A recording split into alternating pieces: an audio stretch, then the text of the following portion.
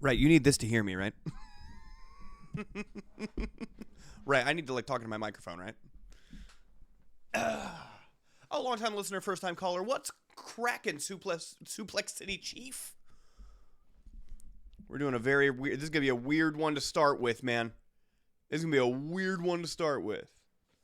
You're the voice, try and understand that. Make a noise and make it clear. Whoa. Whoa.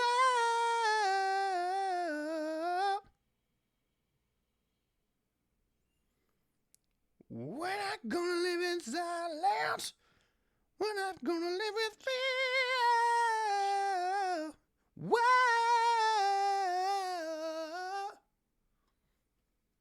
You can sing half as good as me for sure. All right, let's do a little. We got to do it. First part of the stream is always telling people that we're doing the stream. You know what I'm saying? I know you're at work. Are you at work for the next, like, 1 hour, Coco? We're going to be writing a fantasy novel today. It'd be really nice to have your input. We're on stream, don't you understand that? Make a noise and make it clear. Whoa.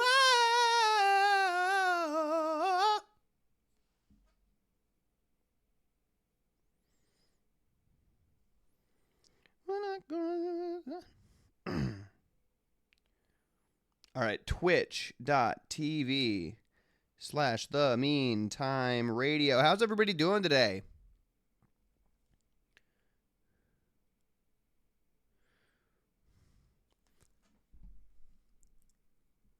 Six in your key holder. That sound like 6:30 to me. That sound like 6:30 to me. But that'll be I'll be on here for plenty longer after that.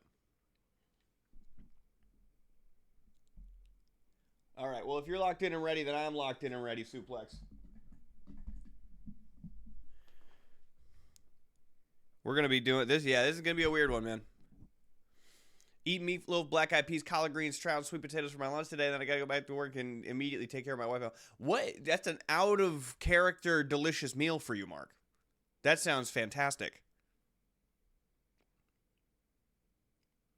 See, sometimes you got to call in sick for Devil May Cry. Nothing wrong with a little Devil May Cry instead of work. You found out that Papa Berries is officially cancer-free? Yo! Let me get a hell yeah for Papa Berries. So I'm talking about hell yeah, Papa Berries. Cancer-free. God damn.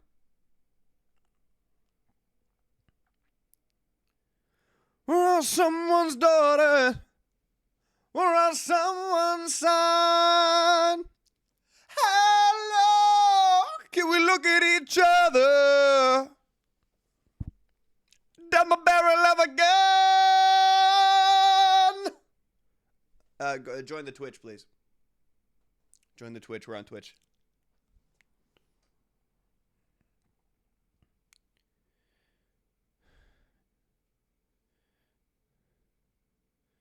Yo, Papa Berries, cancer-free. We're going to be writing a fantasy novel. What a good day. What a good day. Gonna surprise him with some fucking barbecue? That sounds fun as fuck. Well, you might have seen what the stream is about today. We're gonna be working on that novel. We're gonna be working on that fantasy novel. I'm really nervous to do this. All right, what's up, Richie? I'm really nervous. Roll call. How's everybody? Everybody's here today. I'm seeing a lot of familiar names. I'm seeing the standard crowd. I'm seeing some new people. Oh, you know? How's it going, everybody? Is everybody ready for an unconventional stream for me today? I'm gonna be asking you for a lot of support here. I am nervous to do this. This goes against everything that I would normally do as a creative person. I would not normally let people in. Thank you, Sarah. I would normally not let people in on the process of creating the fun thing. Today, we're going to be working on my fantasy novel. I'm going to show you all the progress that I have on it. You're going to be like, that's fucking crazy that you've put this much work into it and have not started writing it. Yeah. I normally, yeah, well, I'm going to show you guys how it all works. I'm going to show you how the sausage is made. And you're going to figure out in real time, I've never written anything in my life. All right? I have story beats. I got outlines. I got timelines. I got how things relate to each other. It's a fantasy novel. I have a magic system. I have old lore. I have a map I've already made. I have countries. The countries have language. The planet that we live on has science that's different from Earth. Like, there's a lot of deep world building aspects here. I have yet to put fucking pen to paper to write anything though. All right. Do I have it like written down somewhere? Yeah, I'm gonna show you in a second. The main where most of the ideas are on a big idea board. Just got my ads to cut you off mid-sentence. Son of a bitch. I do gotta, hey. I gotta fix those ads. Don't worry, we're gonna wait. I'll keep waffling until the people are back from ads. I gotta fix those ads though. I think those ads run for a little long. You're the voice, try and understand it. Making noise and make it clear. Whoa. We're not gonna live in silence. We're not gonna live with fear. Yo, thank you for the gifted sub. That's awesome. You know what's something cool about the community that we've made here? It's a fucking good community. It's a good community. That's what I'm talking about, Richie. The community that we have in the meantime is fucking good. We have good people here. It's all right. Of course, what to do, Katie Lou, but it's all right. You don't have to stay for this. I doubt that you would find this fun. We're writing a fantasy novel. It's okay. I expect 0 people to chill with me while we do this because I'm. Where's the tiger shirt? Actually, the tiger shirt is on the floor right there. It missed the dirty clothes basket. It's chilling on the floor. It's right there. How's everybody doing? You could see how nervous I am to start getting into this thing. You ever seen Kung Pao? That's a lot of nuts! Yeah, I've seen Kung Pao. Yo, hey, Chad, have you ever seen Kung Pao Enter the Fist? If you have, I was about to say, yeah, there we go, Berries. If you have, don't say yes. Give me a quote. My name is Betty. Tiger, birdie, bird.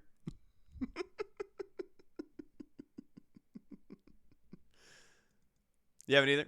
You look fucking good. Oh, thank you. Thanks. I was feeling real self-conscious about it, actually. Yo! Thanks for the gifted sub. We trained him wrong as a joke. Try my nuts to your fist style. That'll be $4, baby. You want fries with that? That movie is so fucking funny. Quote from Kung Pao Enter the Fist, if you're familiar with that. Dude, I would bet that if I went back to watch that, it wouldn't be funny. I'm gonna never watch that ever again. And I haven't seen that movie in over a decade. Chosen one, I'm coming. Ling, chosen one. Ling, I'm coming. Do you remember? I can't remember what she was saying when she says this, but she goes, "Wah!" Oh, it looked like me with blonde hair and he sang Creed. That was me in a blonde wig. If you see someone that looks like me singing Creed at a karaoke, that was me. Yo, Tatted Possum with the gifted subs! Damn, son! A damn. Well, I hope everybody has fun with those motherfucking subs, son of a bitch. Tatted Possum up in this bitch. Tatted opossum. So I know you're not talking about the Australian animal, which is called a possum. You're talking about the American animal called an opossum. Straight up, tatted opossum. Lonely Planet subscribing with Prime. That's what I'm talking about. What's up, everybody?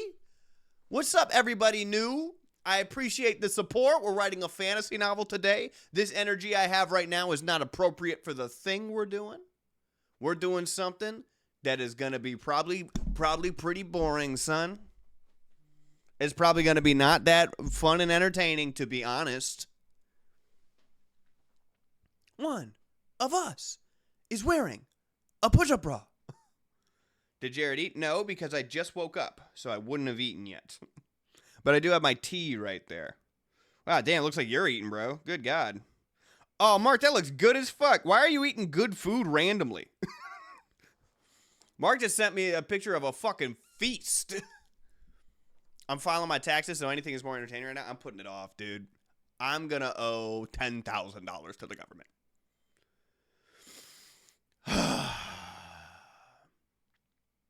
Wait, Shrimp here? Is Shrimp here right now? Where's Shrimp at? Yo, thank you, Coco.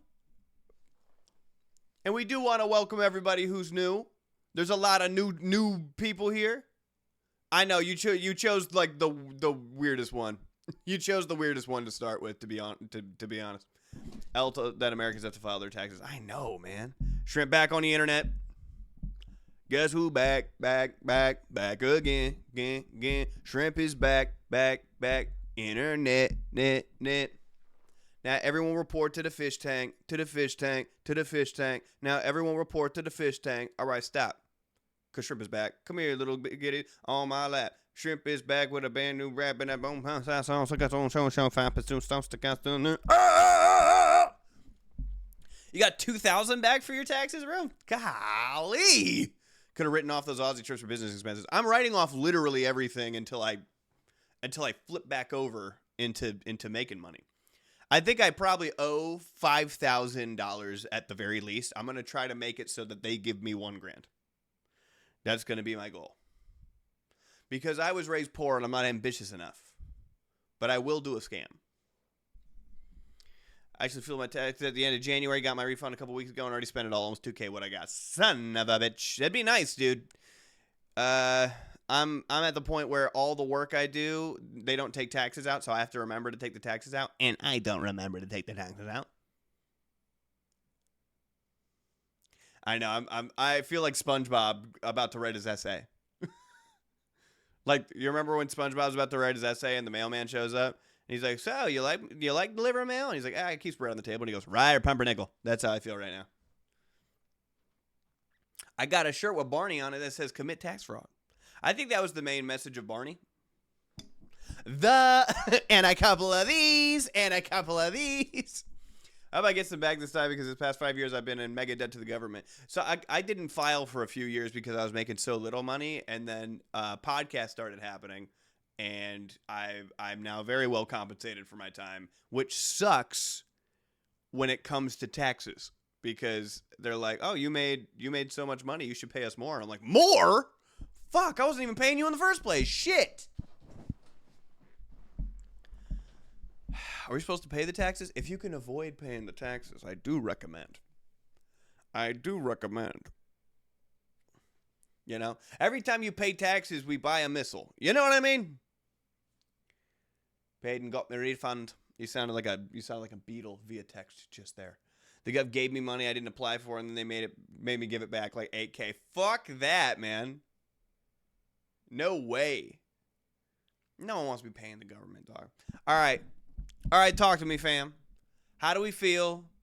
Are we ready to maybe get into the world that I've built? I'm going to give you all the world building. I don't know how much fucking novel writing we'll be doing today. I'm going to be introducing everybody to the world and to the stories that I've made. Murphman, classic tier 1 subscribe for 2 months. That's classic Murphman. Thank you, dog. Strip still kicking? Well, thank you, Shrimp. Appreciate that, Shrimp Bisque. We will see you. Shrimp Biscuit like a nomad.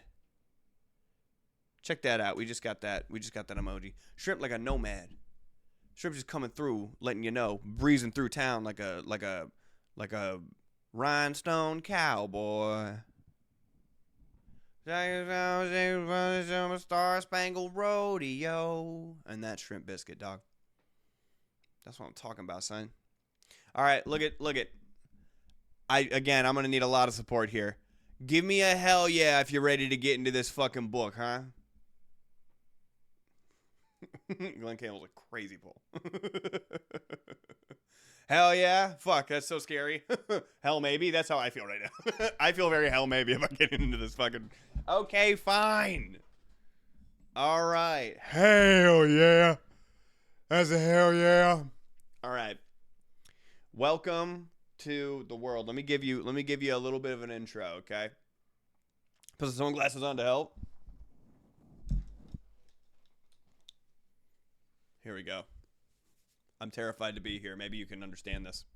Are there going to be pictures? There's going to be a visual aid, but not pictures now. You should name the main character Dad Dadderson. This is why I wanted... Yeah, there's a cool map. I made a cool map. This is why I wanted help and feedback. You know? This is why I wanted to do this with the chat here, because I need feedback. I need people to tell me what's good. All right, check it out, fam. I actually I might start with the map. I got so deep into the world building, son, that I made a functional chess variant for this fucking game. Hold up. So here we go. This is currently working title. This is the world of Alterwelt. Okay. This is where we're at. This is our map, okay? Now you might look at this map and go, this is a weird map. And you know what? You'd be right.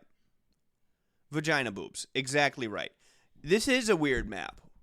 Chat, what do you notice about this map? It looks like a funky dragon. It reminds me of a giraffe, but in like a good way. Yeah. Yeah, it does look like a dragon, doesn't it? It wasn't meant to look like a dragon, but fucking, you know what? It kind of do look like a dragon. You know what's interesting about the world of Alterwelt? Gerrymandering's gotten out of hand. The world of Alterwelt spins on a north to south axis. Okay?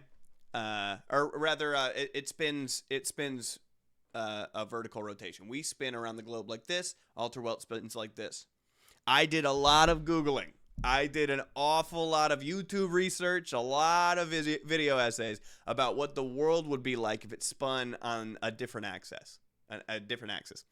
And what would happen is that you would get, yes, okay, yes, OBS, we notice you. You would get, the poles would be east and west. They wouldn't be north and south. So these would be the poles, okay?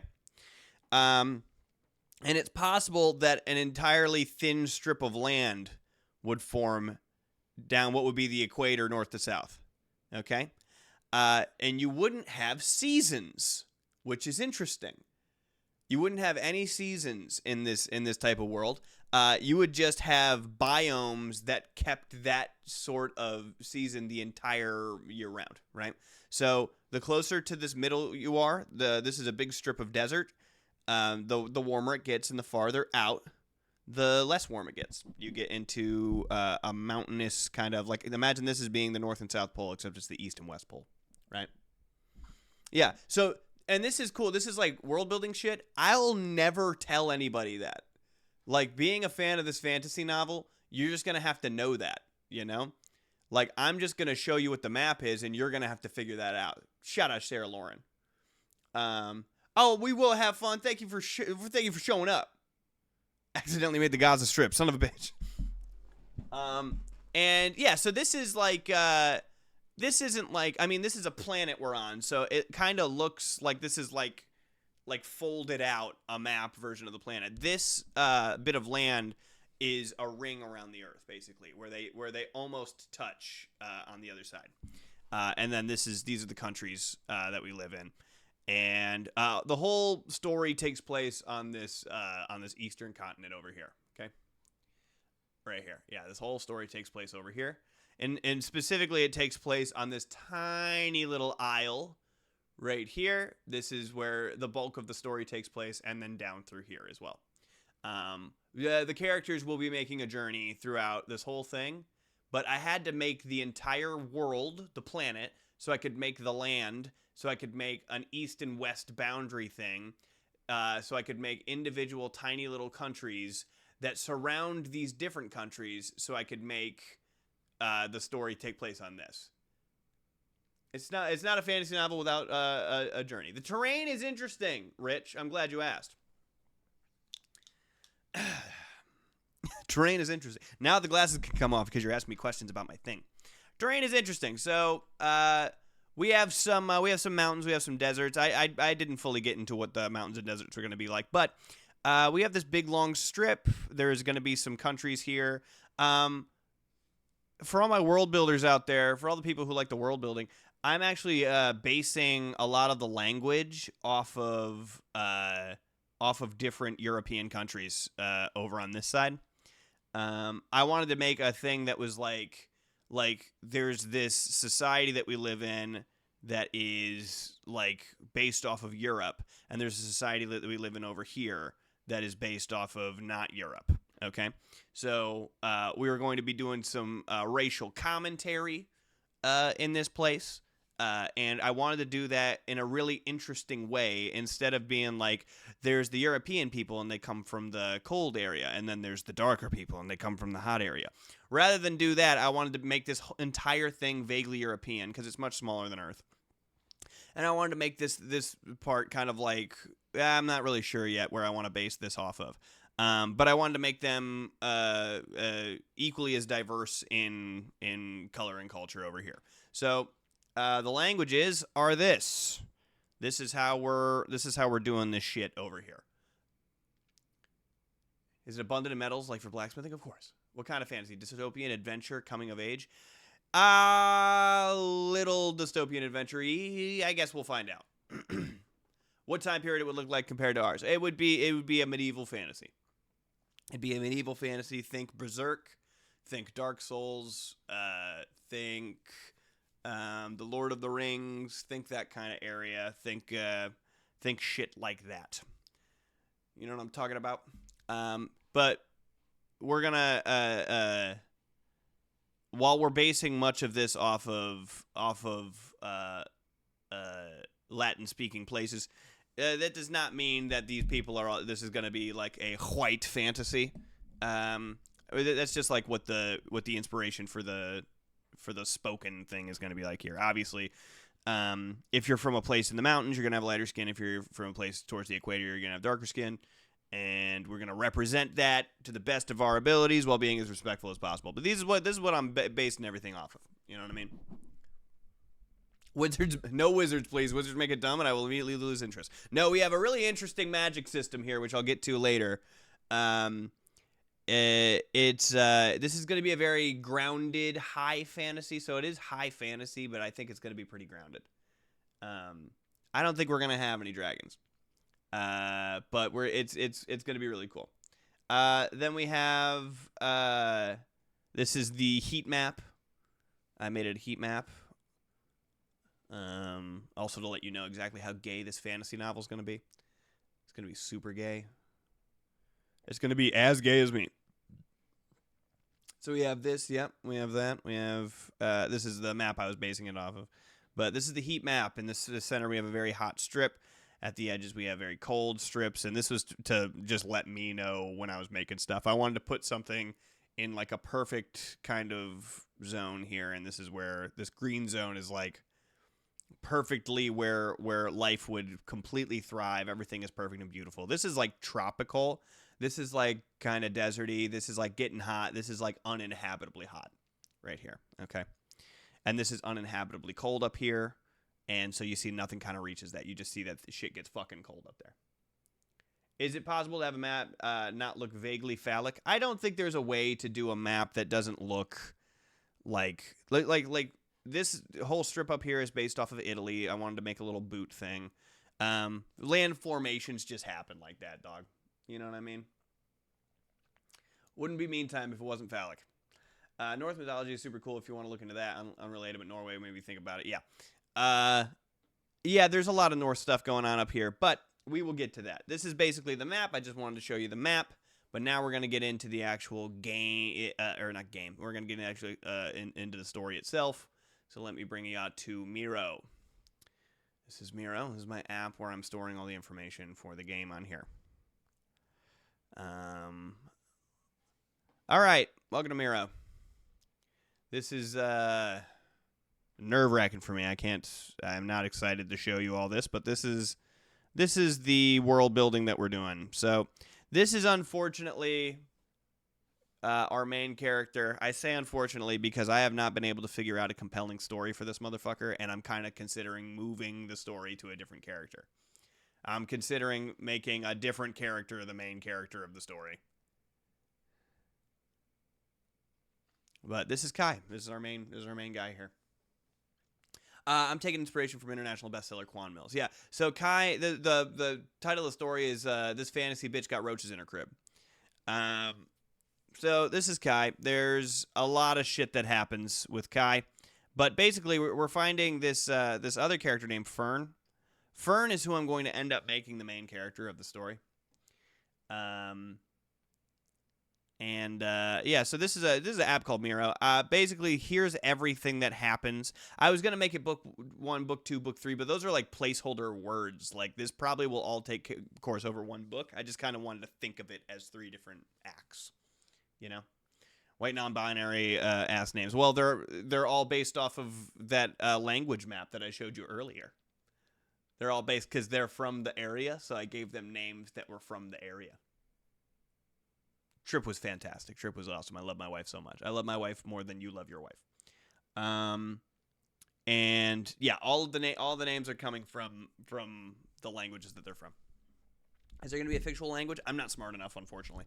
But I am vaguely smart enough to take inspiration from real life languages. And I also don't want to. I'm having a hard time making the other side of it because I want to be mad respectful to other shit. To other cultures and shit. And I have yet to make the other side. There's characters that come from the other side of the strip. And those people would have to be representative of like otherism. Like they'd be representing the fear of the unknown. And I guess we'll get into why the evil guys are evil and why the good guys are good here in a second. You'll understand here. Been watching the podcast for the last month or so and realized I've listened to your music for a while. Hope you enjoy writing this book. Oh, man, thank you. And I hope I enjoy writing this book, too. I don't think I will. I think it's going to be a very stressful time. Story map timeline is... yeah, so here's what's going on. I'm going to show you shit. I'm gonna give you all of the stuff that's going on. I'm going to show you who's in political power, who's got religious power. I'm going to show you my magic system right over here. And actually, shout out to Papa Gaines who helped me create the magic system. But let's just start with the political power. There's a few things here. There's quite a few things here. The whole plot takes place in this place called Fels Solmond. This is Fels Solmond. This is a how do you want to say, like a paradise of a society. It's a super society. It's like it's honestly analogous to America, and you'll see why in a minute. It's a society that's incredibly advanced, incredibly rich. It holds insane military power, and everybody in the main parts, the main kingdoms, live a lavish lifestyle. That is obviously not the same as America, right? So they're basically a huge propaganda machine that pushes out that this kingdom is the best kingdom of all time. No one's ever had a better kingdom. We're gonna make this kingdom great again. And the people who live in squalor in that kingdom are being force-fed how they're the greatest kingdom and how every other kingdom, every other country, every other place on this planet is terrible. It's awful, and you should be so lucky to be poor in the greatest kingdom of all time. You know what I mean? This is a fiction we're writing, yes. Where is it on the map? I'm glad you asked. Here, let me get a second window capture up in here so I can go between the two of them nice and easy.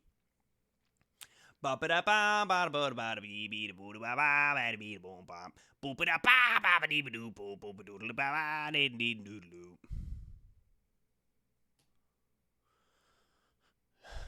not what I wanted to do. Get out of here. Cancel. Remove. Get out of here. I guess I'll just move. Oh, because I didn't have it up. I'm so stupid. Whatever, I'll just move like this. I know you can't see what I'm doing, and I'm just commenting on nothing. All right. Yeah, let me show you where we're at. This is Fel Solmond, this tiny little island in the middle of this bay. Fel Solmond. It's where the story takes place. I had all of the names of shit. I even have names for the fucking... Good God, am I good at this? All right, hold up. Yeah, here's Fel Solmond. Hold up. Those are all the rivers. Stop it. Stop it, Jared. Okay, we need,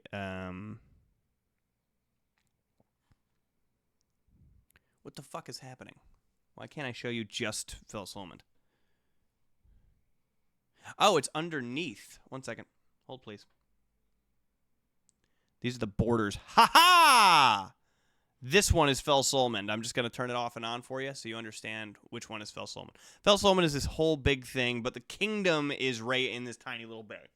It's like perfectly protected from all sides. It's like it would be really tough for you to make an assault on this. It happens to be like geographically perfect to stave off an attack. That's like the main reason it actually survived and became the seat of power for this entire thing. So that's Fel Solmond, okay? And inside Fel Solmond, there's a lot of tiny little countries, districts, states, kingdoms, whatever, what have you. So like if we go back to Miro, that's what Fel Solmond is. So we're in Fel Solmond. There is a high council. There is the eternal blood. That is something that is okay. So here's how it goes. The high council is the parliament. You know what I mean? All right, later berries. High council's like parliament. It's all the old people deciding terrible things. It's Congress. It's the Senate. You know what I mean? Then we have the monarchy, the eternal blood.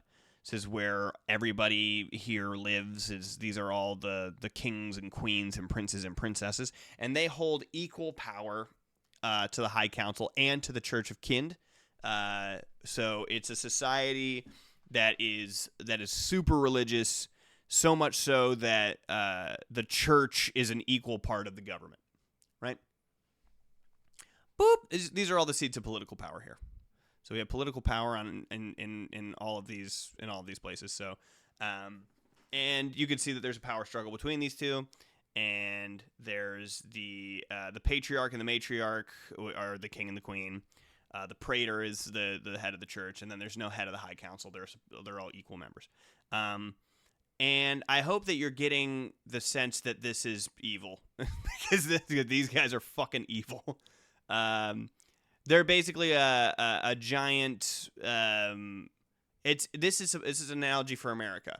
You know what I mean? Like as much as we don't have a monarchy, we kind of do.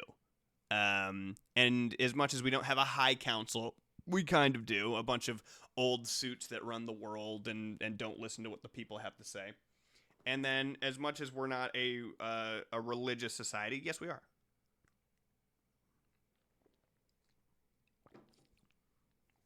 So we basically start.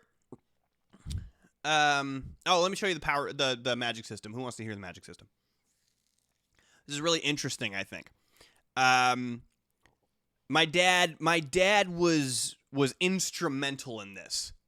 You know what I mean? My dad fucking is the reason that we have this. I didn't even want there to be magic in here because I couldn't figure out a grounded way to do this. Man, I hope it's good before it gets published. I hope that this ends up being good before we publish anything. So basically, we have, we have these three types of power here. In the beginning, this is a universe where there's a religion because there's actually supernatural. Actually, not really even supernatural. It'd be cosmic, but it would seem supernatural, right? See you later, Murph. Yeah, go ahead and watch the VOD. So the Earth, the Alterwelt, whatever we want to call this planet that we live on, was created by a god being, and the god being would just be someone with so much intergalactic power, that they were able to create and destroy planets at their will. The way that I describe the god of creation in this is that there is no like benevolent god of creation. There's no like seriously like loving and caring god that watches over all of us. There is basically what I'm calling a blind painter god. And this is a being who goes through and just creates stuff and then moves on. And when it created this world, it was the first world it ever tried to create. So there's flaws in it, and instead of fixing the flaws, instead of carrying over the planet, it just went and continued to create. The god being have a name? No, it doesn't have a name. They call it something. They call it kind. And I wish I was closer to where I was writing all this shit down, because it was it's called that because they believe that the god is benevolent, and they're trying to sell to everybody that the god is benevolent, but it's not even around anymore. It could be dead, who knows. So it comes and creates the planet, and in the beginning of the planet, it created all of life. It created the trees, it created animals, it created people, it created whatever. And the very first thing it created after the trees and the plants and the rivers and the mountains was people. That was the first animal it made. And this happened in a blink of an eye, or maybe over millennia, who knows. And because people were the first people, they had more time to basically incubate in this paradise of a world that it created. And it grew sentience and intelligence, and that's the reason why in this world that humans are the smartest, and why they rule the world, and why it's not like deer. And it used to be that you could do stuff like it used to be that humans could move things with their mind, and everyone could, and deer could speak, and all this stuff. And we're learning about the power system to my fantasy world, and it was much closer to what people would consider a true fantasy, where we had talking animals, we have magic freely happening, whatever. Then society was created. Also, you're writing those words down, or is it just stuck in your head? Stuck in my head. A society was created where this is really funny because we talk about this in the newest episode. As soon as society happens, the world started going bad. And basically, just because some guy had decided that he wanted to grow wheat, and another guy decided that, hey, if me and this talking deer got together, and the deer is really strong, I could ride around on the deer. And then over time, riding around on the deer decreased the deer's natural intelligence. And the deer stopped being able to communicate, and they started being more or less slaves to humans. So this guy had all the deer, this guy had all the wheat. We start making society, regular society starts happening. Because of this, and because it's far away from what it used to be, humans forget that power that they used to have. They forget that they're able to do things like that. So humans no longer have any sort of magic, or what we would call magic, what was normal to them. And then a church was made, and this was in direct defiance to reality. Basically, they started worshiping this god immediately, and the god moved on. They started worshiping the god, and there were people who knew that the god had moved on, but they were practicing basically an appreciation ritual. They would get all this shit together in abundance, and the people who had less would bring less, and the people who had more would bring more, and they would have these abundance festivals. And it was basically like, thank the creator for creating us, and huh? I mean, I have all this written down somewhere. I don't know where, but it's written down somewhere, but I've just done it so much in my mind that I got this. So they started doing these festivals, these abundance festivals. And the tone of the festival was different. It was that they would thank the creator god for having created them and show appreciation. But it wasn't like a conversation. They weren't like, "Hey, creator god, thank you." It'd be like, imagine if you were born and then your parents immediately die, and then like every year on your birthday you go, "Yo, shout out mom and dad for making me." And you're not talking to them, but you're like showing your appreciation. So over time, as society grew and disparity happens, there's people who have more, there's people who have less. These festivals would come together and they would appreciate things, and then everybody would get a fair share of everything, and the world was good. And then over time, the people who brought less versus the people who brought more to these festivals, the people who brought more were like, well, I don't want to bring more if it's just going to go to the people with less. I'm going to bring a little less. And then the people with less who felt guilty for burdening these people started bringing more disparity, more society happening. Then the person with the biggest hut decides he's going to be mayor and all this stuff. Like, imagine normal society forming. And they create a church, the Church of Kind. They name this god Kind. And they start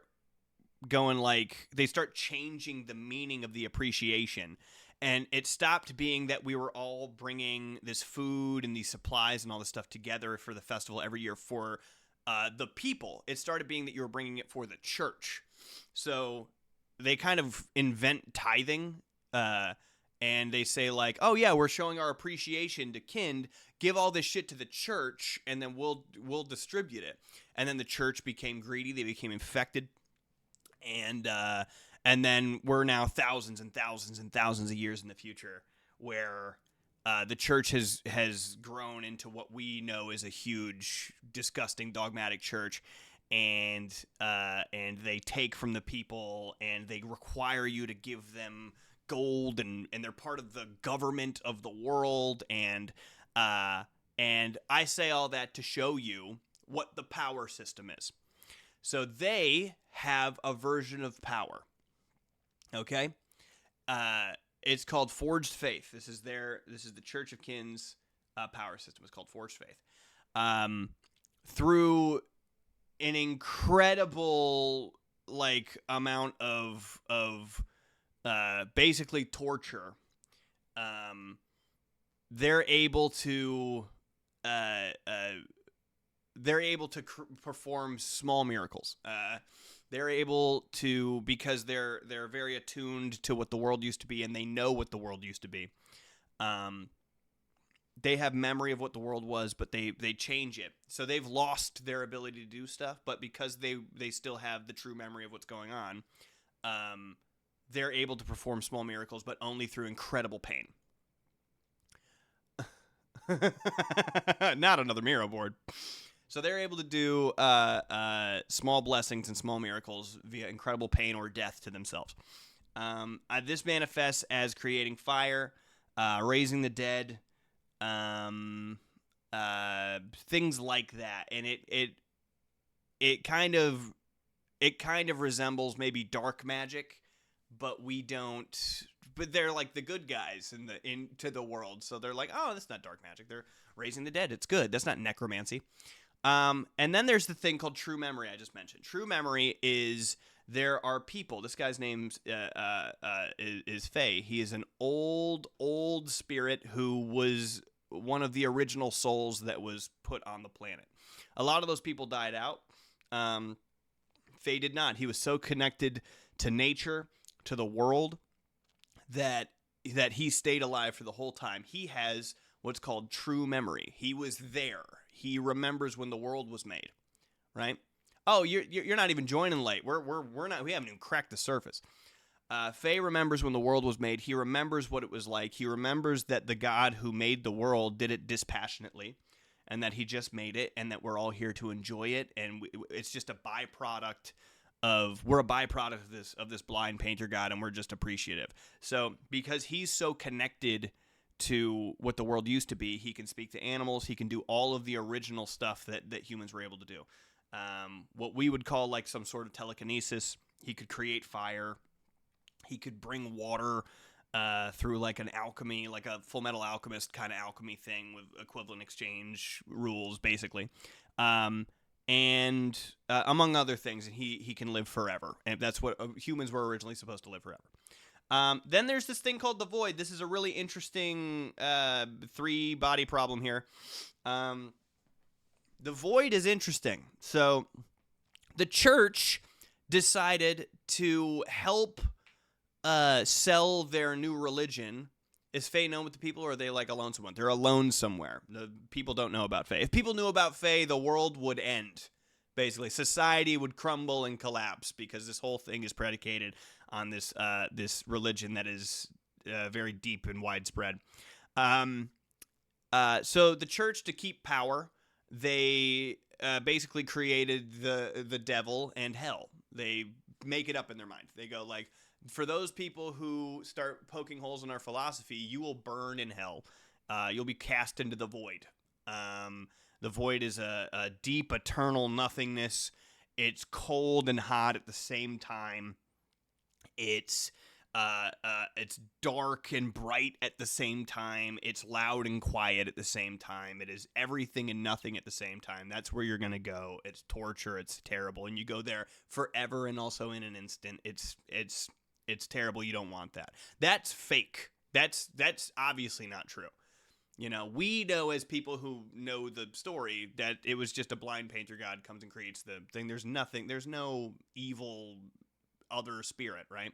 However, because the church actively starts, like, they don't mean to do this, but because they start worshiping this devil god, this evil god, they accidentally kind of manifest it. They don't mean to worship it but by speaking it into existence and making people afraid of it, they give it power, and they create this evil sort of void god, whatever the hell it is.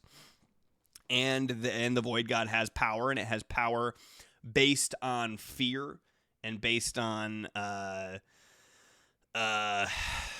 I don't know. I guess it's mostly based on fear, but it's based on fear, and it's based off of all the things in the void. So it's bright and dark, and it's hot and cold, and it's all this stuff. It's basically the Katy Perry song "Hot and Cold." It's in and out. It's up and down. You're wrong when it's white. It's black when it's white. We fight. We break up. We kiss. We make up. You know what I mean? But we see that. So the void. It's scary. The void is worshipped by the void's cabal. There is a god, but it's more like just kind of the power is the god. It's basically Katy Perry in general. And I used these colors pretty intentionally.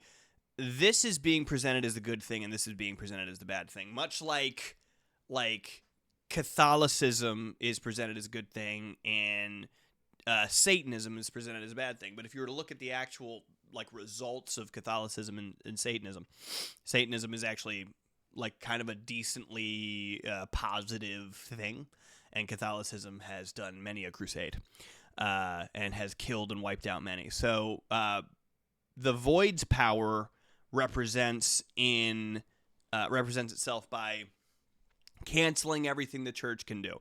So they deal death. They can instantly kill things. They can wither things. If you want positivity via Satanism, it's what you do with all these things, but it's not there just to be like a negative, terrible thing. So the void can kill things, wither things away, dry up reservoirs, and all this stuff. But they do that as a natural kind of cycle. Like, they don't see it as something where they're like dealing death. They're going like, when the church brings something back to life, that's an affront before nature. So we're here to kill those things. So that's what the void does. That's what the void's cabal does. It goes around trying to undo what the church is doing because they see it as some sort of blasphemy. They have a true power. Forged faith has a true power, but true memory is the true power of human people. And that's our power system. There's nothing crazy. There's no spells. There's no magic missile. There's no fucking call the lightning down. There's no magic words that you speak. It's just a power that they have. And it's a power that every human person is supposed to have. And the church would have you think that you don't have it. And the void doesn't know that everyone has it. And this guy, Faye, who lives in the woods, he knows that everybody has it. And that it would require like a very deep knowledge of how the world works. So, and what is up, sheep? No Kirby sucking up guys and no Falcon punches. So Cabal was created by pure manifestation. So does it have some sort of physical form? No, there's no physical form. And it's just basically a bunch of people who worship this thing, but there's not like a god. Like the Blind Painter god was a being, you know. Trip Down Under was fantastic. My wife is the greatest human being on the planet. The Painter god is a being. Kind is a being, but the Void is not a being. It's just a power that was created. But they worship it like a god. Anywho, that's our power system. This is our political system up here. Do we all understand what's going on in the world of Alterwelt right now? We basically have a corrupt government based off of a corrupted religion, and that's kind of what is in the real world. This whole story is supposed to be analogous to America.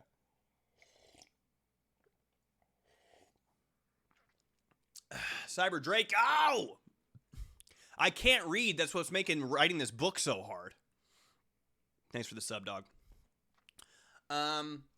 So then we have the things that happen in the book. Corrupt government based on corrupt religion. Now, where have I seen that before? Are you going to do like multiple POV, one POV, first person, third person? Yeah, I think so. I think I probably will. Like maybe a chapter would be just a reading from an old ancient text or something, or I think most of it's going to be third person. He did this, he did that, they went this way, she did that.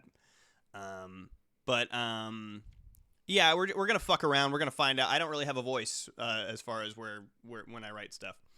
All right, so I told everybody everything. I'm gonna need a hell yeah from everybody because this is very nerve-wracking to show people. And then we'll get into the literal comings and goings of the book.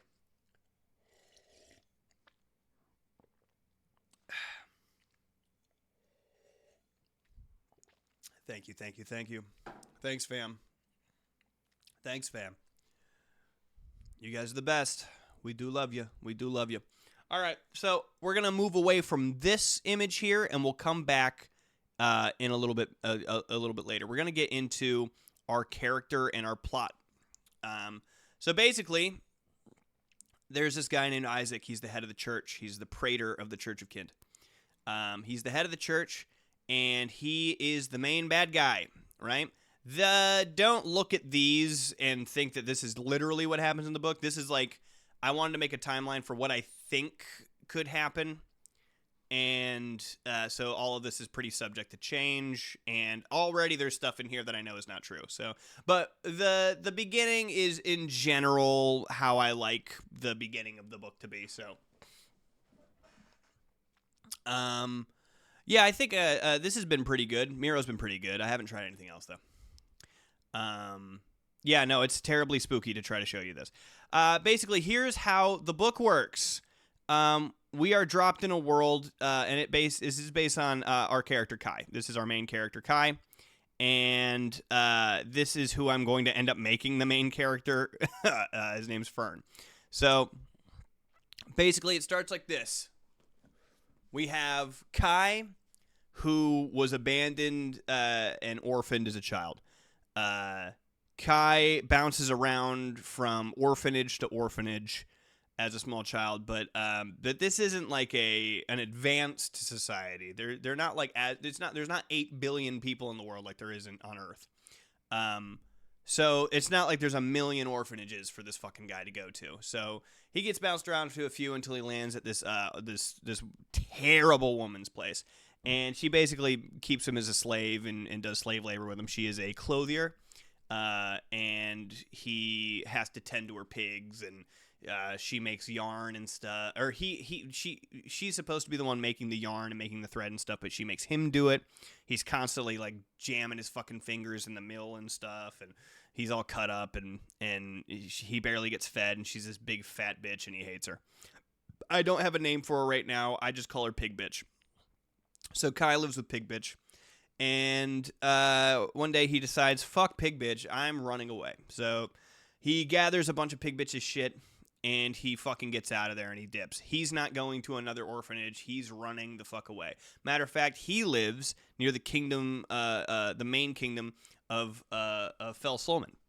He lives right outside. So he's like, oh, you know what I'll do is I'll just sneak in there. I'd rather be homeless in the richest city on the planet than be homeless in just kind of the streets of anywhere.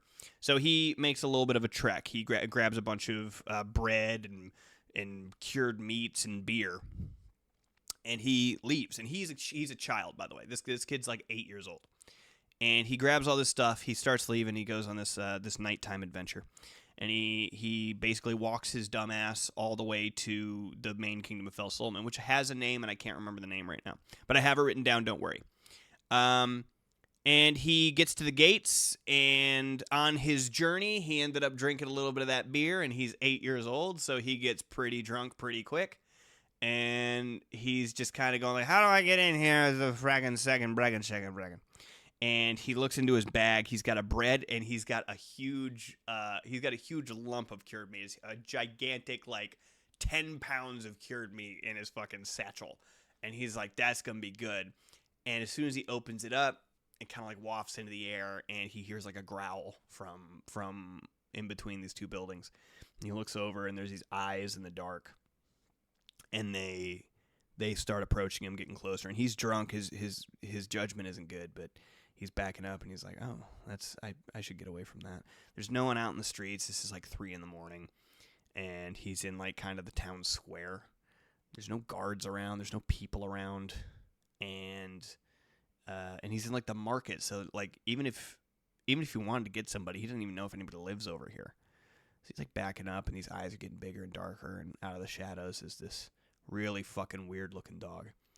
It's this like evil looking fucking dog. It's this like matte black fur matted together, really gnarly looking, kind of starved but really strong looking. And he's backing up. He's like, hey, oh, whoa. And then the dog attacks him. The dog is hungry. It's been sitting in there. It's actually not a dog. We find that out later. It's a hellhound, but we don't know about them yet. So we just know that it's this big black dog that is fucking scary. And the dog comes and attacks him. And there's no easy and cool way to say that it like rips this kid to shred. He's 8 years old, and he gets fucked up by this dog. Does it have red eyes? It doesn't have red eyes. It's glowing gold eyes. And yeah, I mean it rips the flesh off of his arms. It digs through his chest. Claws go deep into him. Breaks bones. Blood everywhere. This kid's screaming. And he doesn't have the ability to defend himself. He's 8 years old and he's drunk. In a random moment, he grabs the satchel and to like hit the dog with, and the cured meat comes out. And the dog sees the cured meat, and it's 10 pounds of cured meat. And the dog comes over and bites into it and drags it into the alley. And this kid's sitting there bleeding out, basically. And so there's this 8-year-old kid. He's been abused his entire life. He's been lost and forgotten. He's dying in the streets. And as he's blacking out, he hears the thunk and clud of armor. Someone's running up and picking him up. He feels incredibly cold. He feels the cold wind on his face. He's just being rushed somewhere. He's moving. He doesn't feel like he has any weight. He's just kind of flying through the air. He doesn't feel like he's being held by anybody. In fact, as he blacks out, he's almost certain that he's not being held by somebody, and he's just being whisked off into the afterlife. And then he wakes up. He wakes up in the barracks of this soldier's a very interesting looking soldier's barracks, basically. And he's being nursed back to health. He was picked up by a knight of oh, you're good, Mark. You're good. He's being picked up by a knight of the Fractus. The Fractus is a very interesting concept in medieval fantasy. It's basically like the Spartan program from Halo. Um, you guys, you're good, Coco. You're chilling. You guys are good. We have Chad is listening to what I'm saying. I don't know. No one's coming in here and saying anything crazy. So we're chilling on moderation. You guys have fun. So he wakes up in this Fractus Knight's room. He doesn't recognize the armor. This guy is looking at him, taking care of him. He's coming in and out of consciousness. He wakes up eventually, and his wounds are healed. And they're not healed, but his wounds aren't bleeding anymore, basically. It turns out that there's this group of soldiers called the Fractus. They're chosen by the government. They're chosen by the Kingdom of Fel Solomon at young ages, and they're taken away from family. And sometimes they go to orphanages and pick up these people. Pick up these kids. And a guard happened to be walking by at the time and saw this kid bleeding out in the streets, brought him in, and a member of the Fractus was like, he's going to be perfect. He takes him in, and someone from the church comes and performs a miracle on him, and basically not only brings him a little bit back to life, but heals all of his wounds. But he's fucked up. He's very scarred. He's got a big, ugly scar on his face. He's got a big, ugly scar on his neck. And it's not like a cool scar. Like, please don't imagine that the main character of this book has a sick-ass scar on his face. It's like an ugly, gross... This is how he would describe it. It's a big, ugly, gross, deformed, disgusting-looking thing. And he gets very bullied for it for the entirety of this book series. And they basically employ him into the Knights. He joins the Fractus. They show him the most love that he's ever been showed in his entire life. He doesn't really know how to take it. And he joins the ranks, and they're basically a suicide squad, almost. They're sent on the most dangerous missions. They're the most well-trained knights in the entire kingdom. And they're sent on incredibly dangerous missions. They have to pick people with no family ties who are willing to die for the cause. So he becomes enlisted in them. The book, that all happens right here. That all happens right around there. And you can kind of see that we got a lot of book to go. So this is all happening right there. There's a lot more stuff that he has to do before the book is done, right? But that's his superhero origin story, right? That's our main character. And I'm a little upset because I really like that story. I really like the story of him getting fucked up as a kid. This guy, Fern, has a better story. He's got a better story, and his story makes a lot more. But I tell you what, maybe it wouldn't be good for him to... I'll tell you his story, too. Maybe it wouldn't be good for him to hold the story together. Maybe it does have to be this Kai character. Anywho. So... Kai joins the Fractus, and he is being trained. He's being trained in a lot of different fighting styles. He becomes very proficient in a lot of different weaponry. He's really, really super good, technically speaking, right?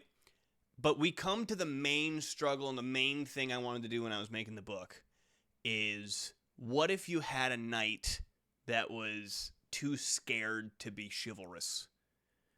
He was too afraid to be brave. He was too traumatized to step up and be a hero in the moment. So that's what the book is about, basically. It's this knight named Kai who is supposed to be a brave warrior, but he acts maybe more like a normal person instead of a valiant hero when the time comes. So he's basically got horrible PTSD, and is this knight defined as a coward? Yes, by all around him. He is considered to be an incredible coward.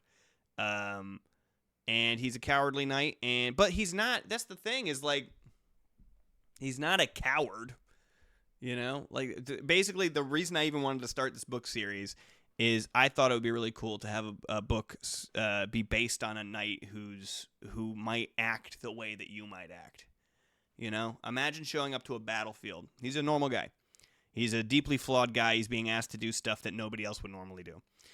But imagine that you show up to a battlefield and your job is to go kill a bunch of people. Even if you have like a ton of training, do you know that you could do that?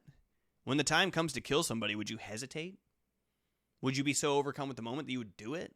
Who knows? This guy would not. We find out that this soldier named Kai, would not hurt a fly. He's been tormented his whole life. He doesn't want to do any of this shit. He doesn't want to go to war. He doesn't want to hurt people. He wants to help people. He genuinely, a character trait about this guy, he wouldn't kill a bug. If he steps on a bug, he feels sad. He's a regular guy in a bad situation. It's not cowardice. He just doesn't want to be violent. Is it cowardly to not want to kill somebody? I don't want to kill somebody. Am I a coward? You know? Have you ever killed somebody? If you haven't, then I guess you're a coward. But it's his job to kill somebody. This is where it is. Like, if you're a soldier and your job is to kill somebody, and you don't do it, and you know that that's your job, are you a coward? I don't know. Yeah, beat the abused becomes the abuser stereotype. Thank you, Bodge. Bodge is the motherfucking man. Appreciate that shit, Bodgy Bodge. Yeah, give me a hell yeah for Bodge for the gifted, because I'm talking a lot here, and I'm getting really, I want you to know that I'm sweating telling you about my fucking story. I'm so nervous that this isn't very good at all. I'm so nervous that only like people who are fans of me already are gonna like it. So I'm talking about Bodge. Thank you for the hype, dog. So, yeah, so that's my fucking that's the general starting of the story, right? It's gonna be epic. It's a lot, but it's very interesting. Yeah, I think the read will be less a lot. Yeah.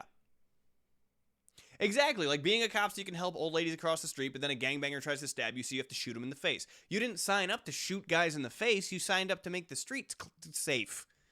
You know?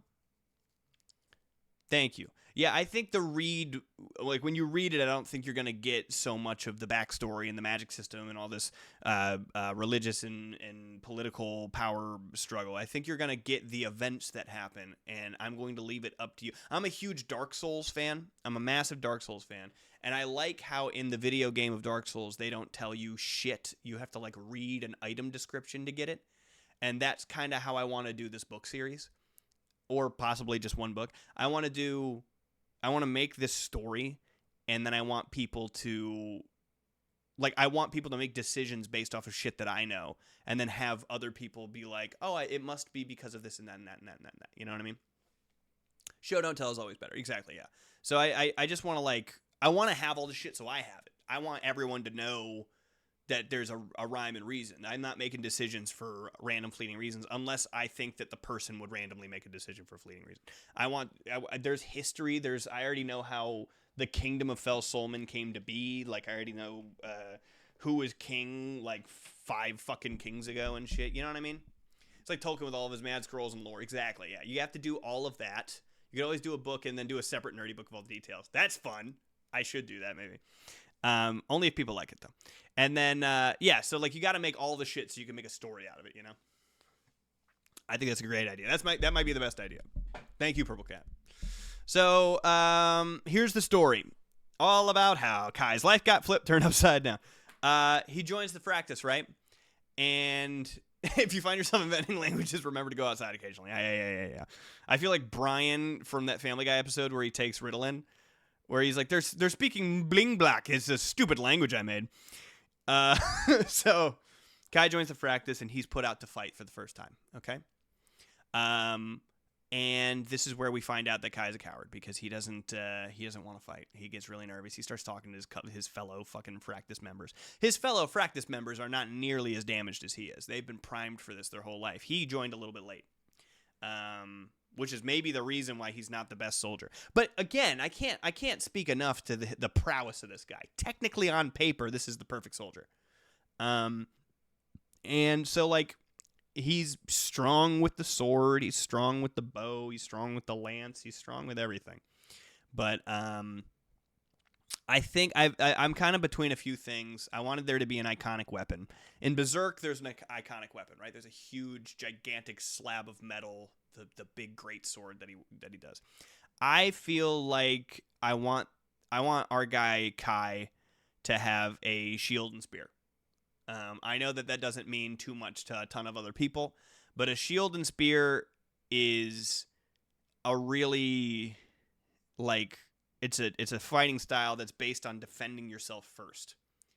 You know, and that seems like what Kai would want to do. He's got this big tower shield. He hides behind it, and he pokes when he can.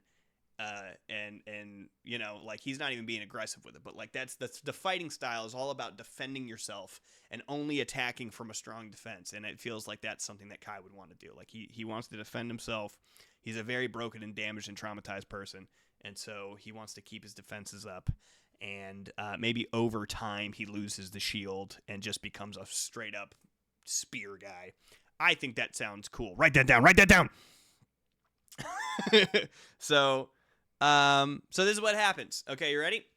Kai is sent off on a mission to Corval. I should now give you a little bit of the geometry as to where we're going, chat. So let me open up this map again. All right, so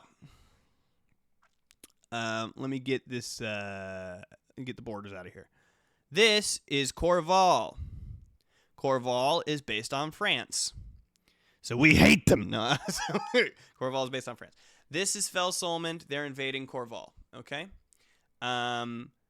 There's a lot of political reasons to that, but mainly there was a whole political assassination that was orchestrated by Felsolmond to create unrest in Corval, and they decide they're going to come in and fill the vacuum that they created in the first place, right? So the Fractus is being sent down to... Oh, shit. I should have switched it over. Miro. The Fractus is being sent down to Corval to help with the ongoing war efforts, right? You're free! Go grab some dinner. There is a map. Of course there's a map. There's got to be a map.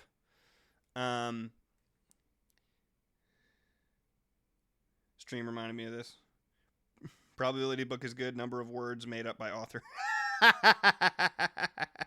I'm not going to be making up a ton of words. I do want my thing to feel specific from other people, but I think mostly I just like... I'm gonna leave the... Okay. We're going to be using a lot of English here. Also, I think my goal is to not give anybody super rigid descriptions. I want anyone to be able to read this book and think that it's about them. So I don't think I'm going to be giving tons of descriptions about anything outside of the most bare bones appearances of people, right? Anywho, Kai sets out to go help with the war efforts in Corval. So they're being sent down. The Fractus is being sent down because there's a kingdom under siege. Easy. Kingdom under siege. That sounds like a job for the fucking Fractus. So the Fractus goes down, and they show up or they're on their way to show up to this siege effort. Basically, their job is going to be to go in there and break the siege themselves. They're going to go in as spies. They're going to infiltrate behind enemy lines. They're going to crawl through a sewer. They're going to do whatever they need to do to get on the inside, fuck up the people inside of the castle, and win the siege for Felsolmond. However, on the way, they end up meeting up on accident. They're on the way to this place just in the same way that Corval's reinforcements are on the way to the siege. So Corval sends out a group of soldiers led by Liam. I have their last names written down somewhere. Don't worry. Liam is basically a legendary soldier. He comes from a group of three brothers, and they're legendary soldiers in Corval history. He's the youngest of the three.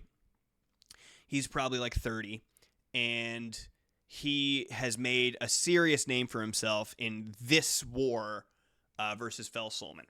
And his brothers had made names for themselves in previous wars with other people, and he's got the pedigree, you know. And important thing to know, He's not the prince of the land of Corval, but he's the three brothers are princes of a kingdom of Corval, right?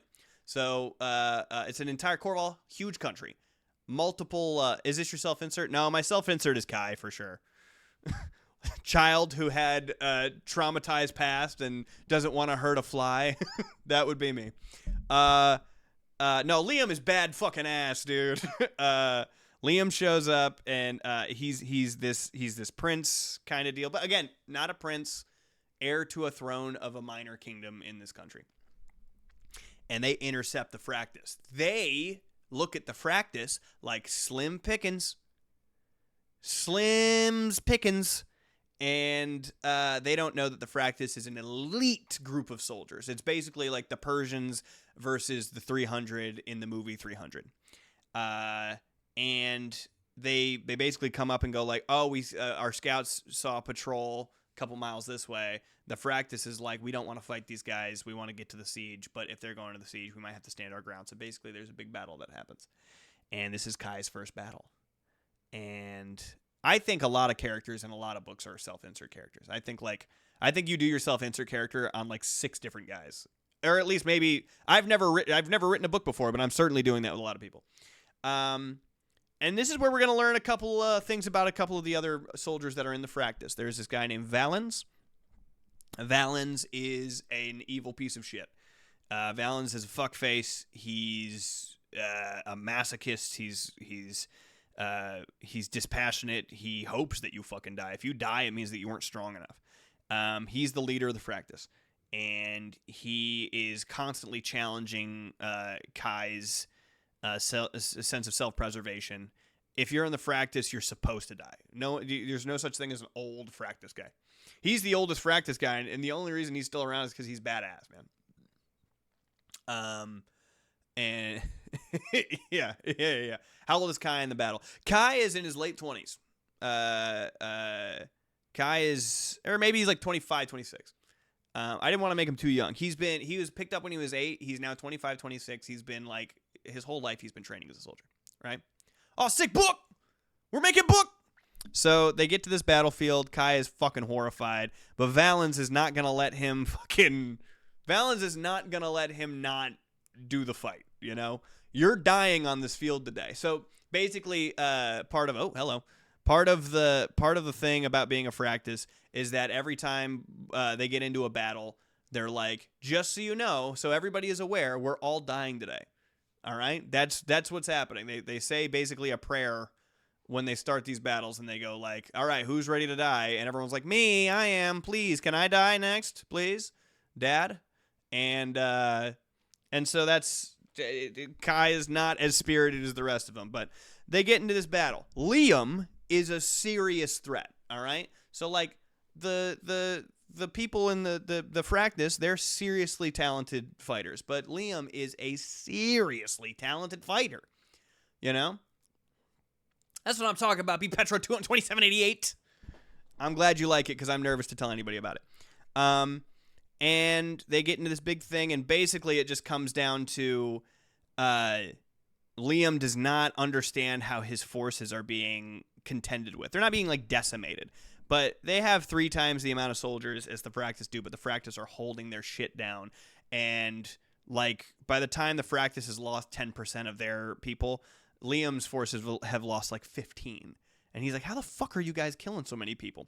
So Liam enters the battle. It's a big smoke show. It's all like, there's people running around. It's confusion. And then Liam squares up with Kai. This is the most significant and important thing that happens to Kai in his adult life. Okay. We all know Kai, and he's been seriously abused. He's been ripped to shreds by a fucking demon dog in the streets. And he was enlisted into an army. He does not want to even be there fighting, and let alone be face-to-face with a fucking hero of the battlefield, right? But here we go. He's got to do it. Liam's coming at him. Liam sees him as the enemy. Liam is not a bad guy, by the way. The Kingdom of Corval is just regularly defending themselves against its evil kingdom, right? Thank you, Coco. And so Liam comes at him like, you're the bad guy. If they would have just sat down and had like if they would have smoked a fat J together, they'd be like, dude, I don't want to be here. He's like, I was about to kill you. He's like, well, I don't want to die. I don't want to kill you either. And he's like, dude, that sucks. War's terrible. He's like, war's terrible, man. But they didn't get to meet like that. They met on the battlefield, and they're going to do battle. Kai goes to battle with Liam. Liam has this incredibly cool sword, and he wields it like it's an extension of himself. A lot of books say that. A lot of fantasy says that. A lot of like training manuals for sword fighting say that your sword has to be an extension of yourself. But Kai has never seen that in real life. Kai is experiencing the sword being a part of this guy's body in a way where he thinks that if he hits the sword hard enough that it'll bleed. It's just like he's stuck in wonder. And in fact, the reason that he loses the fight, is not because he's the worst fighter, because Kai has been trained his whole entire life. He's actually like in a one-on-one for like maybe like the Coliseum for like a fight where the stakes are lower, maybe Kai would be the victor. Who knows? But because he's just stuck in wonder and he's like disoriented from the battle, Liam manages to come through and hit him with one slice that goes from the bottom of his belly button all the way up to his chin. And thank you, Moth Mommy, for the sub. Slices him nave the chop, basically. And luckily for Kai is he's got a big shield, he's got a big spear. Luckily for Kai, it's a glancing blow. But glancing means that about an inch of that sword goes into Kai, rips him up. He's bleeding, he's looking terrible. And that's when Valens steps in. Valens wants Kai to die on the battlefield, you know? I so just want to do the studio. How's that book coming along? How's that novel coming along, Brian?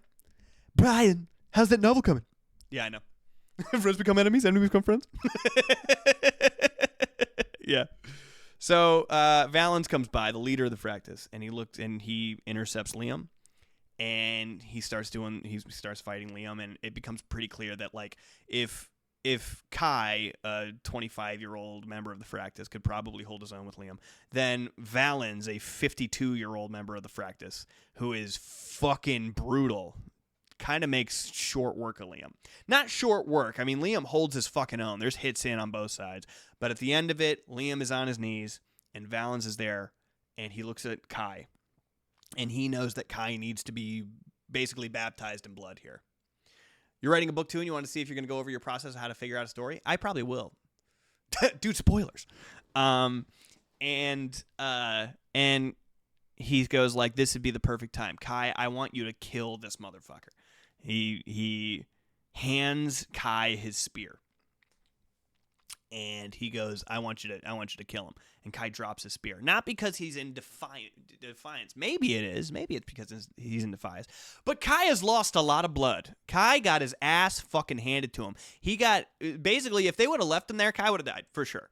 He got sliced up. His shit is fucked up. He is like moaning. He's, and he's like, oh, you better kill this guy before you black out. Drops the spear. And so he picks up Liam's sword. And he grips it into Kai's hand. And he's like, you have to kill him. In Corvallian traditions, you're supposed to receive a noble death if you fought a noble battle. Everybody knows this. This is like a normal thing. They expect everybody to follow the rules. So far, like pretty much everybody's followed the rules. You get a noble death. Nothing in the face. A clean wound, a quick death. And Liam looks at Kai, and he sees in that moment something that he recognized from the fight that he had with Kai, that Kai does not want to be there. Kai does not want to kill this man. Kai's only doing it because he's ordered to do it. He has no hate in his heart. And so in the moment, Liam takes a band. He's got a band. He's got this sash, basically. And he gives it to Kai. And he's like, basically goes like, I thank you for an honorable fight, and I appreciate an honorable death. Kai takes his sword, and he's about to run him through. Valens decides, you need to be bathed in the blood of battle. and he sticks it in. He basically adjusts Kai's sword and sticks it in Liam's throat and pushes it through as slowly and as painfully as possible. He pushes it through at a slow, disgusting, like blood curdling speed. Like it would make you. It would. Oh God! Even thinking about it's making my mouth dry. He pushes the sword through. Liam is screaming in pain. He's trying to push the sword out of the way. He's cutting his hands, cutting his fingers. He can't do anything about it. Pushes it through. Kai is mortified. He's being scarred in real time. It's fucking gross. He pushes it through until his hand that's holding the sash that Liam gave him touches Liam's chin, and they lock eyes, and Liam fades and dies. They pull out the sword, and Valens decides to desecrate the body to show Kai that we're not here to follow any sort of traditions. We're the Fractus. We're here to get shit done. We're here to carry the will of Felsolman. And so he takes the sword, and he wraps the fucking sash around it. And he fucking starts slashing, desecrating the body. Cuts off the head, cuts off the arms and legs, and leaves it on the battlefield as a sign to all of Corval of what we're willing to do. He rips the sash in two, and he gives one half to Kai, and he leaves the other half on Liam. The soldiers see what happens. The Corvallian soldiers see what happens, and they retreat. Hate his ass so much, dig him up and tell him to die again. Liam's dead. Liam died. And, so it's terrible. Kai is traumatized once more. This is why I say it's the most significant thing that happens in Kai's adult life, because it really shows him another major theme of the book. What if you were a noble knight, but you were fighting for the bad guys? The bad guys think they're the good guys, you know? Felsolman is analogous to America. An American soldier might join the military because he thinks he's a good guy. He thinks he's helping. Like a Marine thinks that he's a good guy. He doesn't know that he's a fucking death soldier being employed by the most evil fucking country to ever exist. He doesn't know that. So Kai starts realizing this isn't what good people would do. In fact, Liam accepting his death on the battlefield, showing him favor, like thanking him for an honorable battle, and asking for an honorable death seems way more in line with shit that Kai's all about. Kai's like, no, that is shit that I like. I like that. I should have went to fucking Corval, goddamn. And he realizes, he's like, I'm a bad guy. I'm one of the bad guys. Fuck. I'm just as good as Pig Bitch that raised me, that abused me. I was the bad guy all along. I didn't know. So he passes out from blood loss. He wakes up in a tent. He's being stitched up. He's being healed up. And they're basically running. They go and intercept the siege, but the reason that Liam's troop was being sent out is because they, like they were losing the siege and they needed Liam's group. And when Liam's group can't come and reinforce, Felsolman takes the kingdom that they were trying to get. So they didn't really need the Fractus. The Fractus moves on, and they move on to the next thing. Okay, so that's the first major thing that happens. I told you that. Let me buy a hardcover, dude. If I get a hardcover, I swear to God. If I manage to write this book, I'll make a small run of hardcovers and sell them for $5,000. No, it'll be affordable. So check this out. There's sorry, they started construction downstairs. That's annoying. They're running away. I told you that Liam had two brothers, right?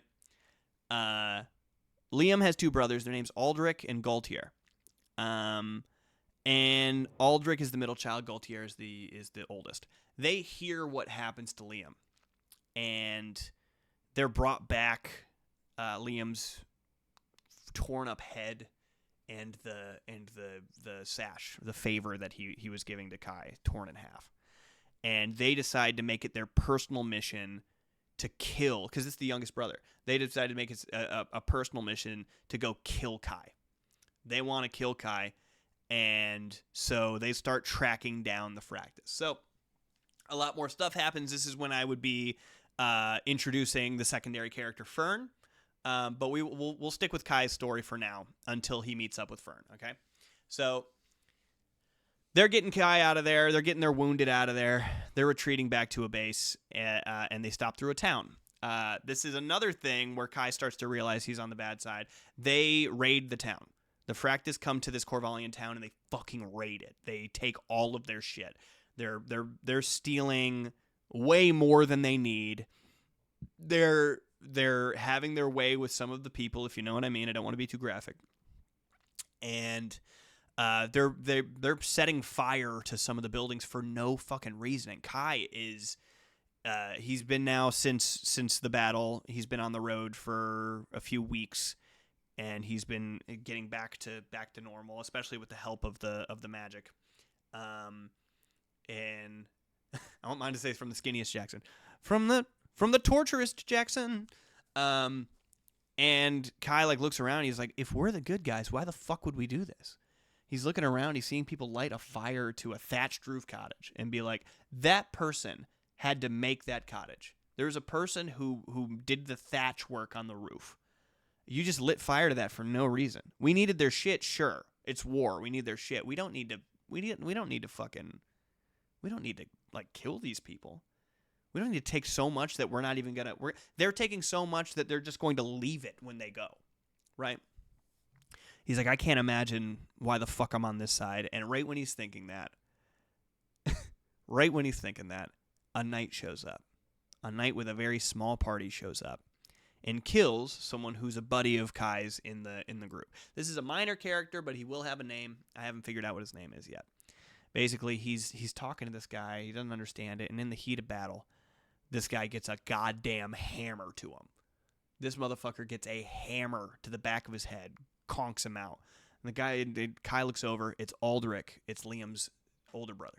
It's the middle child of the family. And it's a scramble. Aldrich brought a group of elite soldiers roughly the size of the Fractus group.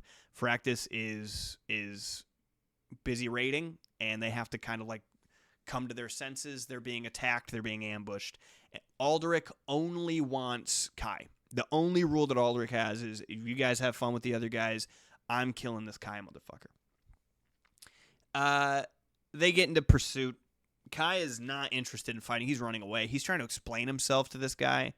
He's going, you don't get it. And the guy's like, there's not a combination of words you could say.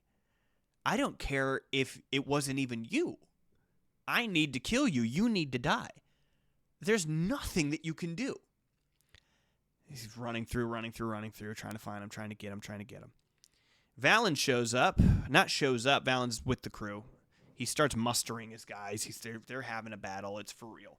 There seems to be equal losses on both sides, so there's a little bit of a soldier's retreat a bit. The soldiers themselves are like, all right, everyone fuck off, back up, and they kind of make a big circle. It's a face-off, and it's clear that Aldrich wants Kai, and Valen steps in. This is the second time that Valen has stepped in for Kai, and I kind of want the reader to feel like Valens is having maybe a fatherly bond with Kai.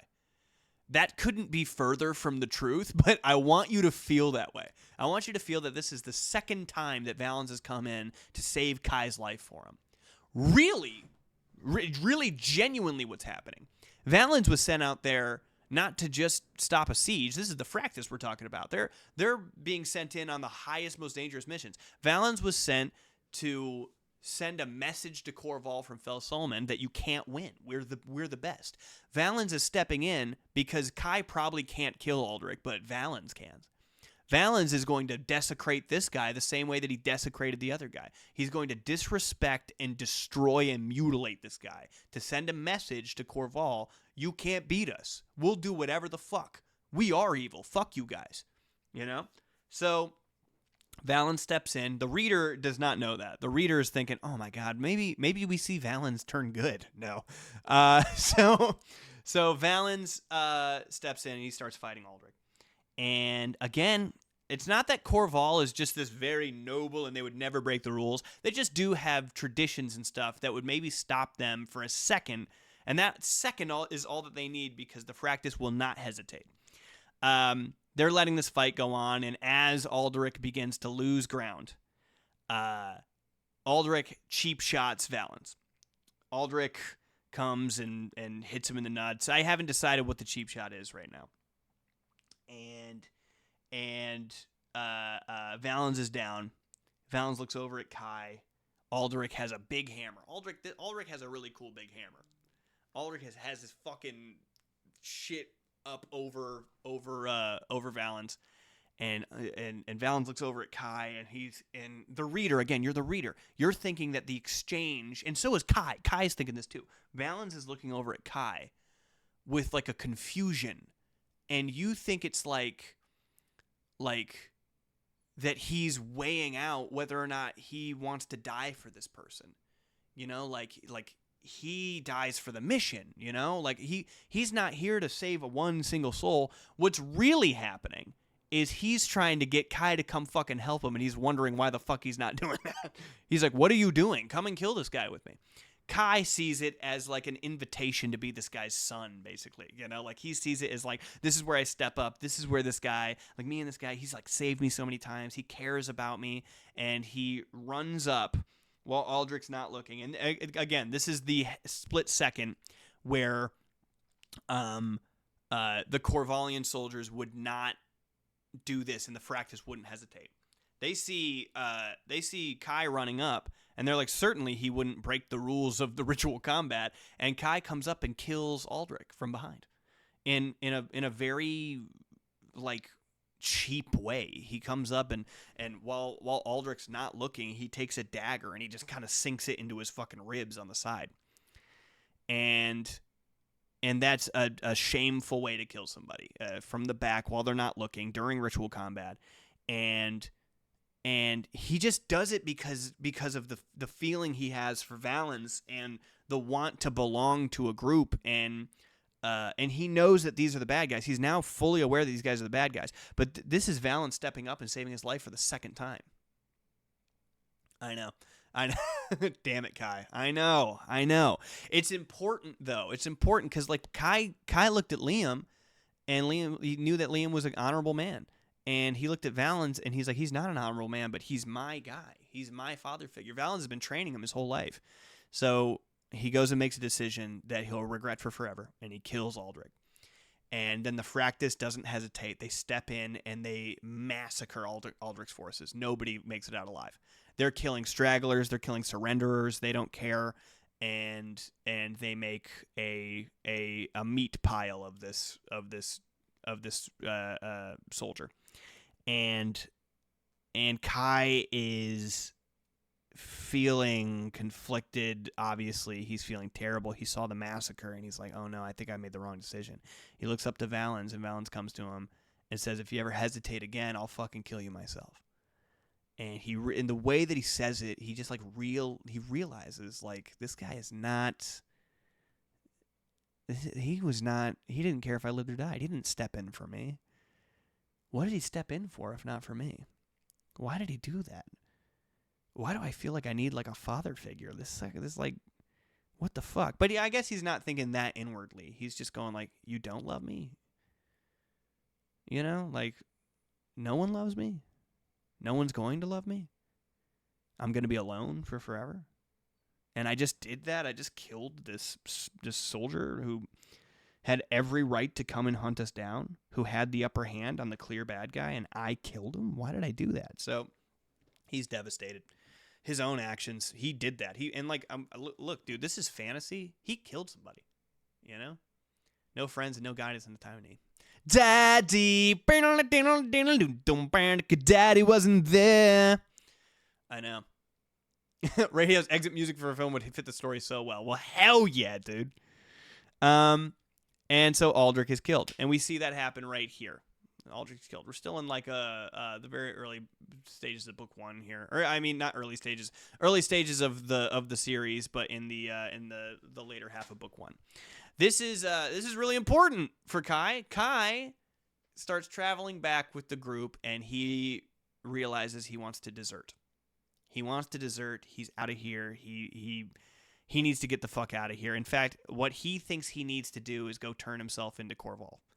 He needs to go to the father of this kingdom of these 2 sons he's killed and offer his service or his life. He needs to show up and accept death or a life of servitude from the king of that small kingdom for the death of his sons. And so he's got that in his head. He's already going to do it. They go down to an area of Corval in the south, and by absolute happenstance and chance, they meet up with this guy named Fern. Fern is my favorite character in the book. Fern is an old grizzled soldier. He is a former soldier of Corval, and him and Valens used to be soldiers together.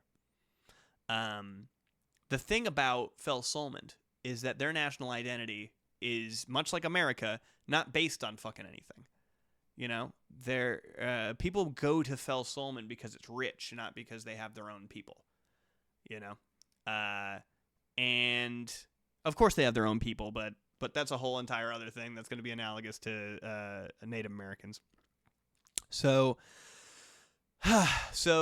Valens used to be from Corval. This is part of the reason that he knows that all of the things he's doing is disrespectful. Part of the reason that he was sent there to send a message is because he used to be a Corvallian soldier. And he was a Corvallian soldier with Fern. Fern is a man looking for his daughter, and this is the better portion of the story. If you liked any of this so far, you're gonna love Fern's story. Give me a hell yeah if you feel like this thread is making any sense to you. If you feel like the decisions being made here are good. I'm gonna need that hell yeah from you guys, huh? We're gonna break into Fern's story. I think you told us Fern's plot in a past life. Yeah, I think I did. We're going to get into Fern's story, and we're going to see where it meets up. Fern's story is a little bit quicker than Kai's. Thank you. So I'm going to tell you Fern's story. I'm going to tell you where it links up. And then we'll get into some older stuff. On future streams, we'll get into the rest of the story, and then I think we're going to start writing the shit. So I'm an ass, but hell yeah, probably. All right, so let me tell you Fern's story. Fern is a former soldier of Corval. And thank you, Moth Mommy. I appreciate you. He's a former soldier of Corval. He did his time in service of the king of Corval, whose name is Laurent. And he's earned his time as a retired soldier. He's a veteran. He's Oh, thank you for the fucking gifted sub. See, no goddamn ads for anybody here. No ads for anyone. Yeah. So, Fern is a former soldier. He did a lot. He was thanked for his service, and he got to go live a life with his family. He goes and finds a wife, and he goes and finds they have a daughter, and can't be missing plot for the ads, babe. And they live in this nice cottage by themselves. And he knows of the Fel Solmond invasion, but who gives a shit, you know? Basically growing tensions, not even the invasion yet. There's growing tensions between Fel Solmond and Corval. So this is the thing that sparks the war between Fel Solmond and Corval. There's an assassin. His name is Dagon. Yeah, please use your Amazon Prime to sub to this channel. You get 1 free sub a month. There's this assassin named Dagon. He is a truly corrupt and evil motherfucker. He is a sociopath, psychopath, serial murderer, basically, that's being hired by Fel Solmond to do an assassination. Here's what happens. Fel Solmond needs a reason to invade Corval because they're on like a manifest destiny kind of deal, right? It's all right, Richie. It's okay. We're going to write this book, and you can always watch the VOD back. We're going to switch over to the map real quick, okay? So I'm going to let you know how this whole thing sets off, right? So we're in Fel Solman, right? This is Fel Solman. We remember Fel Solman right here. Fel Solman needs a reason to invade Corval. There's nothing in the mountain lands over here that they need. They already have the biggest piece of landmass. They want more. They basically want to take this whole entire fucking thing over. Basically, they want to take this entire fucking thing over. They would love to own the planet. But they'll settle for Corval first. What they do is they hire this guy named Dagon to infiltrate a small town on the border of Fel Solman and Corval. There's growing tensions between the two because the kingdom of Corval knows that Fel Solman wants Corval. But they don't really have a reason to invade because they need to keep up. Fel Solman needs to keep up appearances. Like the reason that America doesn't just go and fucking invade everybody and rule the world is because the people of America wouldn't accept that. We'd be like, why? No, I don't want to support fucking all of that. That's terrible. So Fel Solman has the same thing. They're a pretty good propaganda machine, but not good enough to just randomly start a war with somebody. So what they do is they send in this guy named Dagon, who creeps behind enemy lines. He poses as a Corvallian soldier and does performs a massacre. He poses as a Corvallian soldier and starts a conflict between a soldiering group of Fel Solman soldiers and a group of Corvallian soldiers by going and fucking killing them for no reason. How'd you come up with the map out of interest? I think I'm going to try the rice approach next time I'm writing something. I actually don't remember how I came up with the shapes and shit. I just wanted to make it look like it split apart kind of recently. This is like a recent Pangea. You can see like the cut apart stuff that this just started flowing over here and will become its own landmass. But yeah, so let me I'm going to get into storytelling mode here for this massacre. Okay, imagine Dagon, evil motherfucker. He's an assassin. He's being hired by Fel Solman to stage a massacre that will make it look like Corval massacred Fel Solman soldiers, and that Fel Solman has no choice but to retaliate. And there's growing tension. There's been a lot of propaganda. Fel Solman's very good at propaganda. They've been doing propaganda on their own citizens, poisoning them against Corvallian people. They've been going behind enemy lines in Corval to do the same for Corval. Dagon enters this town. It's a market town on the border. It's not really even that big of a town. It's like a decently large town, like almost a city, but it's just an unassuming town. But the important thing is that a massive group of Fel Solman soldiers comes through to supply on the border.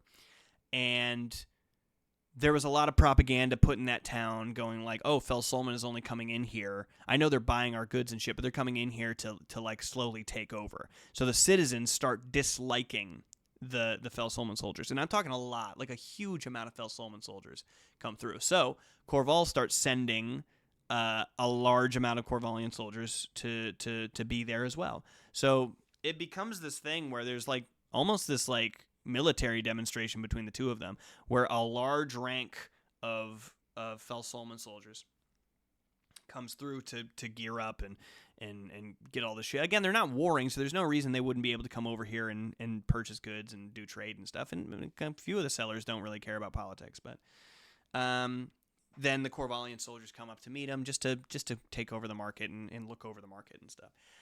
Dagon poses as one of the Corvallian soldiers.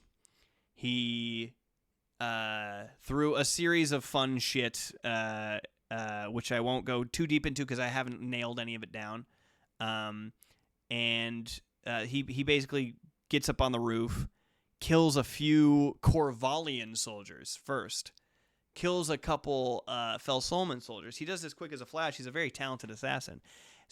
Screams, goes like, what the fuck? and sets off this like big battle between the two. There's a big screaming match. There's a huge like whoa, what are you doing? Wait, hey, why are they dead? Well, why are they dead? They're like at each other's necks. They're like they got their fucking swords and their shields up and they're going, why the fuck did you do that? They're like, why the fuck did you do that? And then Dagon slips between the ranks and starts killing people randomly until the whole thing sets off. There's basically a large scale battle in this small Corvallian town. There's nothing that the local government of that kingdom of Corval can do other than be like, we're fucking getting you back. And Corval declares official war due to pressure from the people, pressure from the local kingdoms, from that specific town, because the massacre ends up, because of Dagon, killing a lot of civilian people. Dagon goes around killing shopkeepers and innkeepers and random kids in the street and random shit, and it just he stages it to make it look like Fel Solman, he stages it to make it look like Corval killed and decimated this group of soldiers for next to no reason, and to Corval's eyes, it makes it look like the soldiers of Fel Solman were killing children. So they were like, we have to fight. That's all well and good, but we're talking about Fern, right? So it says this is set in medieval times. Do you think that some countries or valleys became more advanced than others based on their regions? Advanced like fighting styles and learning spells and magic, etc. There are things like that. There's a place called Symphomore. It's that big dragon's tooth landmass that is a little bit more in tune. We'll get there, though. We'll get there. Don't worry. And Dagon slips away. So Dagon slips away. What does this have to do with Fern? Fern is living a nice and peaceful life in a random cottage in the woods. All right? He's living there with his wife, who he loves. He's living there with his daughter, who he loves. You basically start with Fern in the woods with his daughter, and he's got a bow, and she's got a bow, and he's drawing back, and she's drawing back, and they see a deer, and he's about to let loose, and he knows that if she does it, there's a chance that she'll miss. There's a chance that she hits the deer in a non-crucial and a non-critical part of the body. And I don't know if anybody knows anything about hunting. You're not supposed to be a fucking monster when you hunt. When you hunt something and you kill it, you have to kill it quickly, as painlessly as possible. So he knows that he can do that. He's a former soldier. So he's about to let loose. And then he tells himself, I have to let her learn how to do this. We live off the land. She's got to learn how to hunt for herself. And he gives her a look. His daughter is also probably about 8. And she takes a deep breath. And she lets the arrow loose. The arrow flies through the air. And it hits the deer in the spine. That's not a good place to hit the deer. Hits the deer in the spine. The deer becomes paralyzed and falls immediately and starts making a lot of wild deer noises. She's instantly traumatized. She's like, no, oh my God, no. And then as soon as Fern sees, he's like, shit. And he runs forward, runs into the woods, runs into the open clearing. And as fast as he possibly can, he sinks a knife into the critical part of the deer and lets the deer die. He looks behind him, and his daughter is fucking mortified. She's sitting there frozen, wondering what happened. Okay? She would be if your noise is so loud. Also, this is a fantasy deer. I have a name for him, too. They're written down somewhere. And she's sitting there, and she's like wide-eyed, pale, like she just saw a ghost. And he comes over. He's like, oh, no, babe, come. Oh, honey, come here. And he gives her a hug, but she's staring at the deer. And he's like, no. Oh, you didn't mean to. Oh, no. And he's trying to comfort her as much as he can. That's what he does. As a person, Fern is a comforting man. He's he was a hard soldier. He's seen a lot of war and death, and his whole life goal is to put all of that behind him and live a life where he gets to help and comfort people. It sounds a lot like Kai, honestly. Almost exactly this happened to me as a child. Well, I hope the rest of this stuff didn't happen to you, because she doesn't have a very good time. He's kind of like Kai in that way. Kai doesn't want to hurt anybody. And he wants to help people. Fern, maybe as a kid, he got into some fights in the streets. Maybe he thought he wanted to be a soldier, but he gets to be a soldier. He lives a whole life, and soldiering just doesn't do it for him. A lot of people live their whole life as a soldier, meaning like you'll see some old men on the field, and they'll get killed when they're not. But it's like an honorable thing to do. Fern's like, no, I don't want to do that. I want to live a life where I nurture my child and I live a happy life with my wife. And so he's there. He's nurturing his child. He brings her back home, and he brings her back to the wife. And the wife's like, what the fuck's going on? He tells her what happens. The little girl goes into her room and cries. And the wife has a feeling like,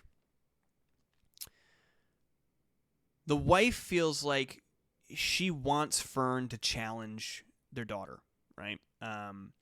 And Fern doesn't even want to. Fern didn't want to have their out. Fern is a projection of who Kai could be. He didn't even want to have her out hunting with him. He's like, she shouldn't be seeing death this early into her life, like I want to keep her from that. I want to protect her from that. And she's like, well, there's a difference between you going out and slaughtering human beings for a war. See you later, my bummy. I'm glad you like it so much. Thank you. She's like, there's a difference between you going off and killing people in war and us having to kill an animal to eat and survive off the land. And he's like, I know, but like I didn't have to kill animals when I was that young. And she's like, I did. I had to kill animals when I was that young. My dad taught me to hunt when I was younger. He's like, all right. So she comforts him, and then the daughter comes down, and they're all comforted together. And you just get a sense that this family is a good family full of good people, and they're happy. And then one day, Fern is out. He left the wife to watch the daughter. Fern is out. He's chopping trees. That's what Fern does. Fern's a tree chopper. He's a woodsman. He goes and chops trees down, and the way that they make a little bit of money to buy stuff is he sells lumber. He's a big, strong man, big guy. Fern's a big boy. He's out chopping trees in the woods. And here comes Dagon. You would definitely read this? Fuck yeah, thank you.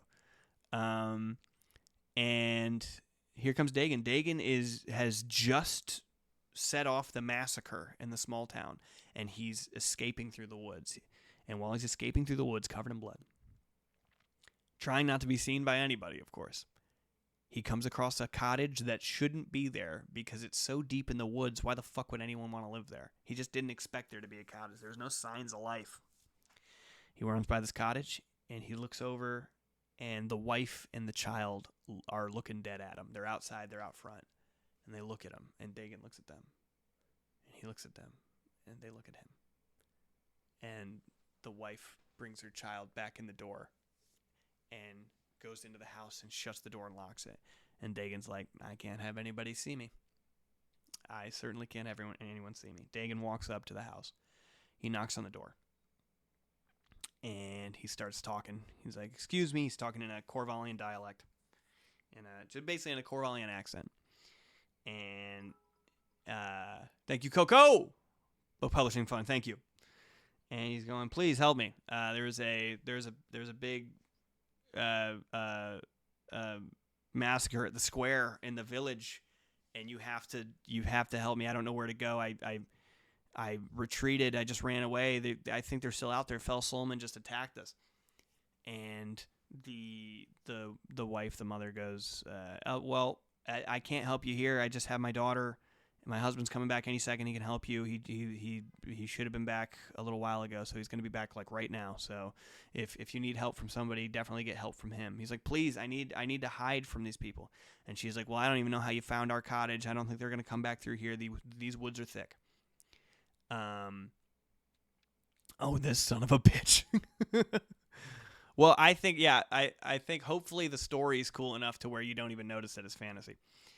And he's just doing his thing. He's trying to convince her. He's saying whatever the fuck he's got to, and she's not buying it. Like she knows he's probably here to kill her. She saw something that she shouldn't have saw, and and he's coming to get her. And I don't even think she knows that much, but she definitely gets a bad fucking vibe from him.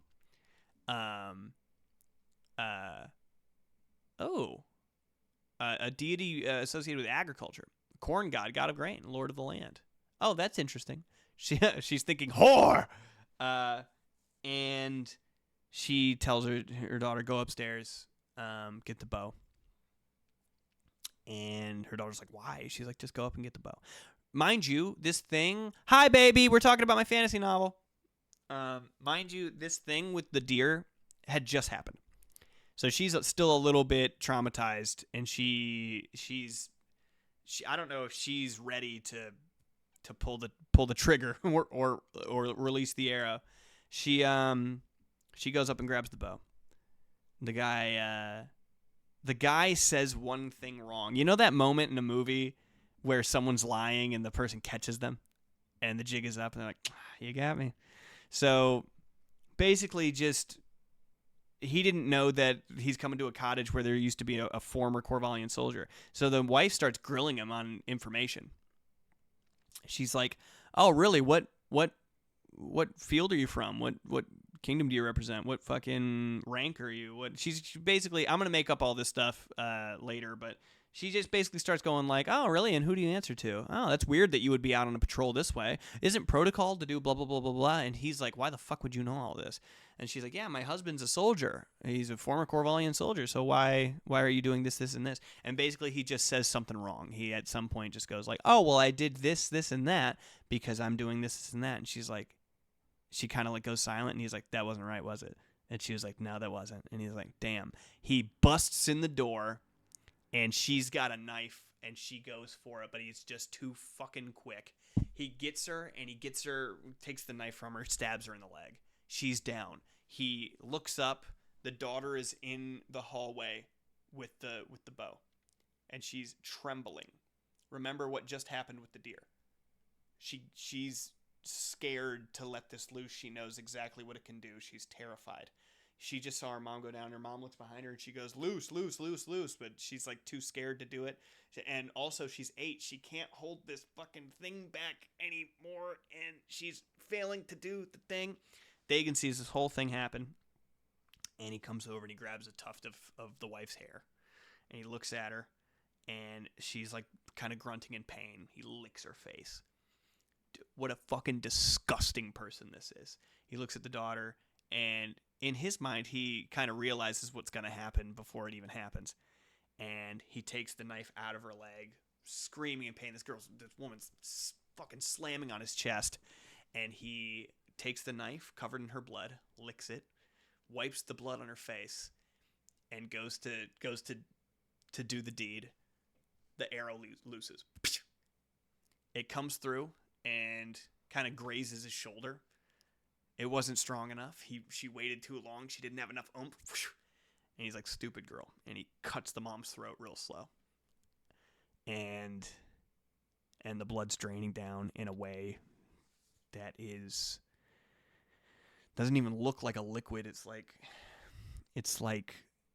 too thick. It's just like a thick. She's been hunting before, but she's never seen this much blood come out of somebody. The mom is clawing at her neck. She's trying to figure out if she can keep it closed, but it hurts. Like she's trying to keep it, and it's too fast. There's too much blood. She falls on the ground. Once again, this little girl is traumatized, and Dagon comes over to her, and he's got the knife in his hand, and he takes the little girl's head and he pats her on the head. Sarah, what's up? Sorry, this is terrible timing. And he pats her on the head, and he's got the knife covered in her mother's blood. And he looks down at her, and he's like, how old are you? And she can't answer. She's like staring at the mother's body. He's got the knife to her throat, and he's like, He makes a little nick on her cheek, and she doesn't react. He's like, huh. He puts the knife away, and he picks her up, and he leaves with her. He goes out to the woods. He's got her. He runs off. We don't know what happens. We do not know what happens. And then Fern comes home a couple hours later. This is only book 1. Did you enter at a bad time? You entered at a very critical time in one of our characters' lives. Fern comes home a few hours later. He sees the door open. He drops the wood. He drops his cart. He runs to the door. He sees his wife's dead body. Blood everywhere. Without even a second. I mean, this man is in love. This man is in love and without a split second of mourning, of sadness, he just knows he's a soldier. He knows what he has to do. He looks at the ground. He starts tracking footprints. He's going, and there's a moment where the footprints disappear randomly. And he's like, how the fuck could that be? How could that be? He's looking around. He comes back into the house. He's looking at his wife in a very like trauma response defense mechanism way. He's calculating. He's looking at his wife. He's looking at the type of cut that was made on her neck. Very interesting cut. Really clean, really sharp. Definitely not like a random soldier.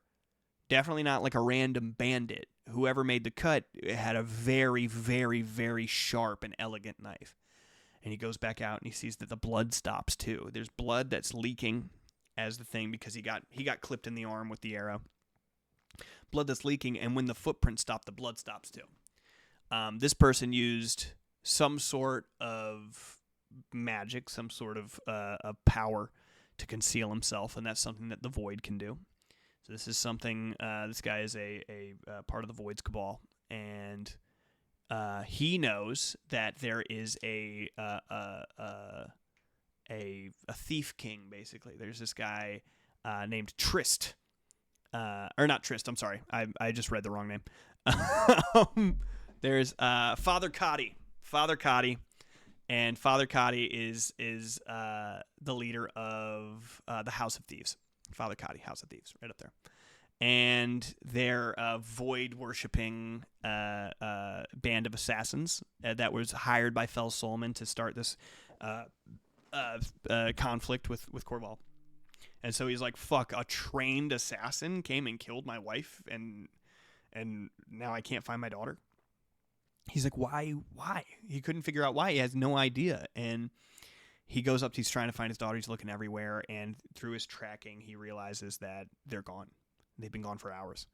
And he knows who he's dealing with. He knows he's dealing with somebody from the House of Thieves. And he's like, if they've been gone for hours, it might as well that they've been gone for weeks. Yo, thanks for the gifted. Thanks for the gifted. Savvy's helping everybody out right now. I fear I'm emotionally attached to this. And Fern takes time to mourn his wife. He sees his dead wife on the ground. He puts her in his arms and he cries.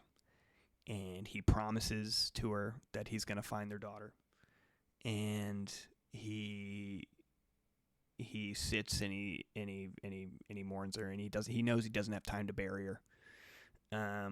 But the least he can do is lay her in bed and lay with her for a while and stroke her hair and kiss her and put her arms over her, wrap her up in blankets, clean the blood off of her, give her the proper attention and that she deserves.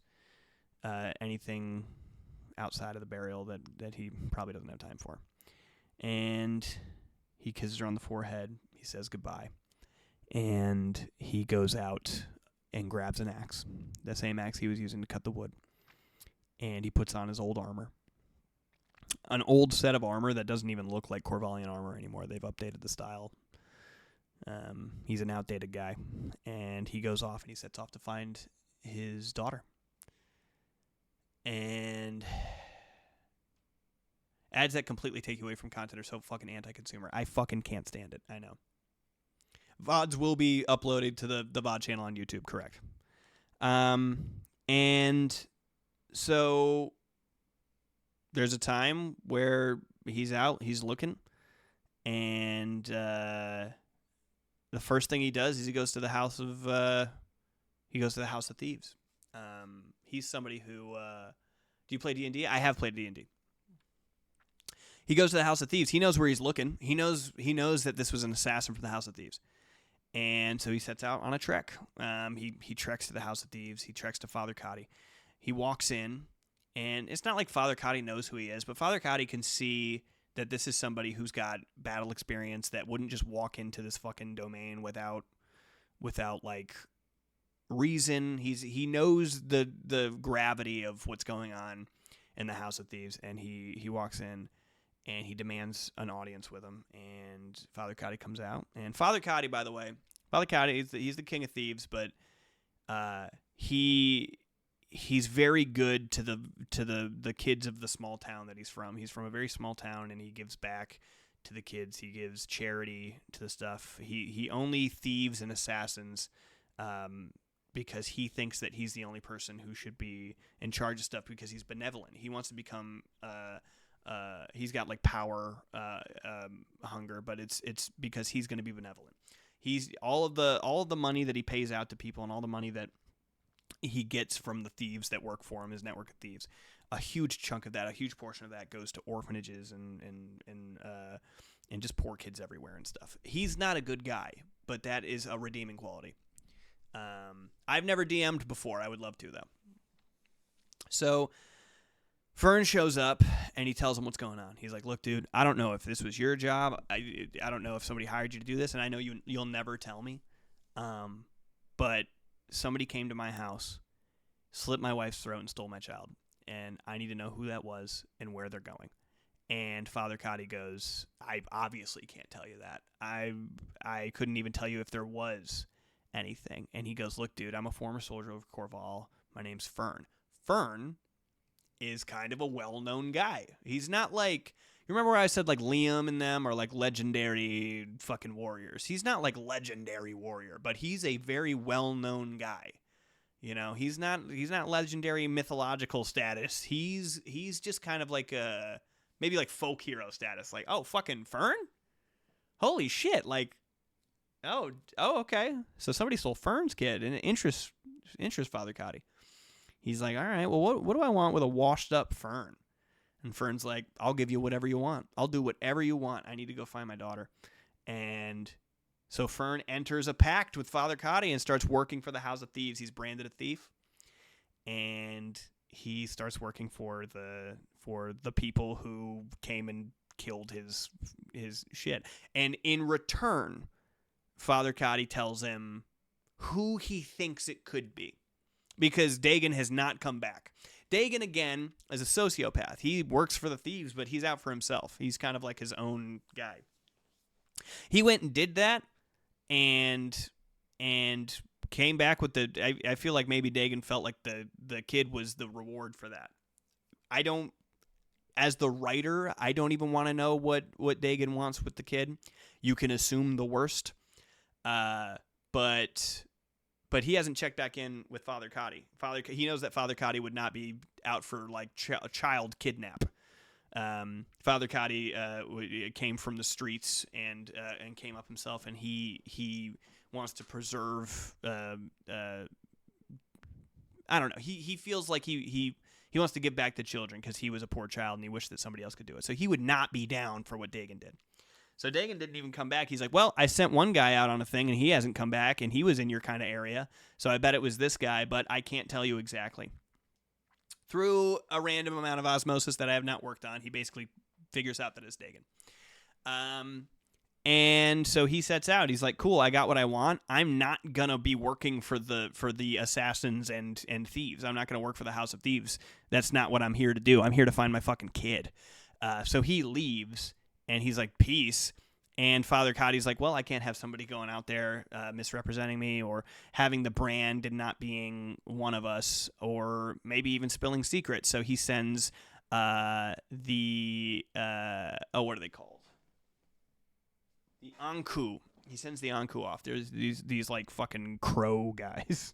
I know what they look like in my mind. They're hard to describe, but they have they're like these crow knights who look so much like crows that they could literally be crows.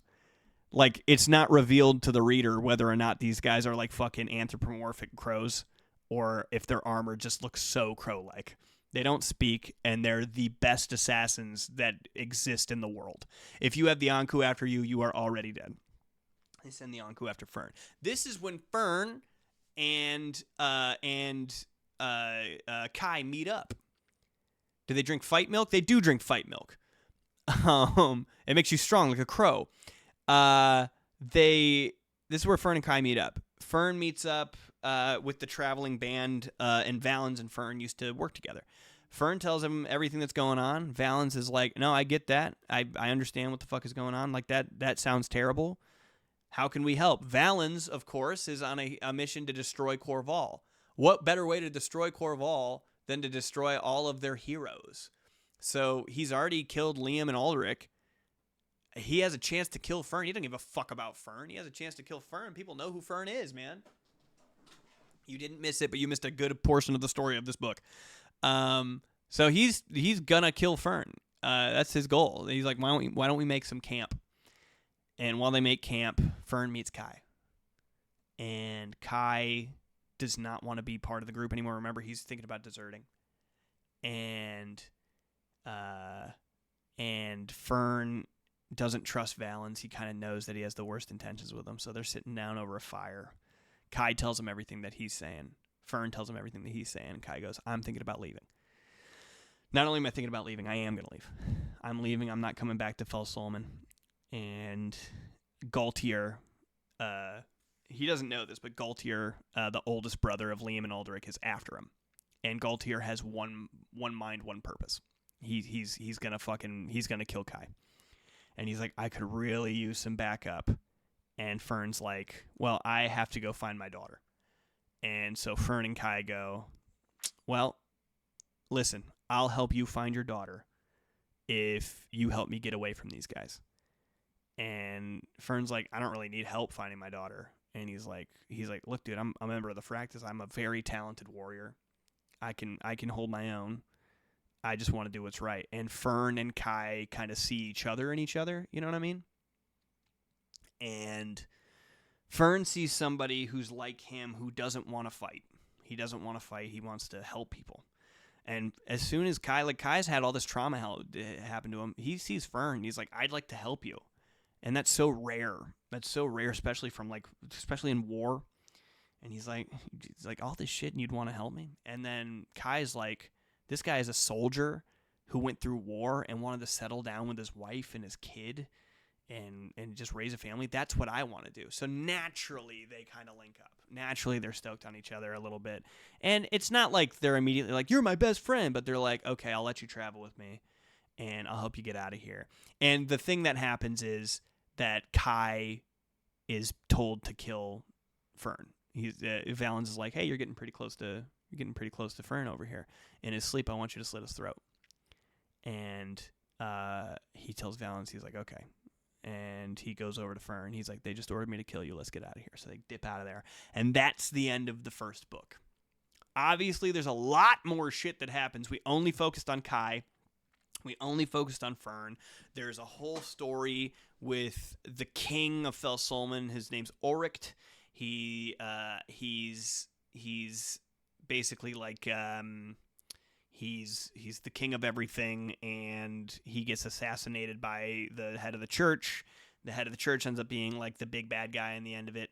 And there's the king's family, Oricht's family.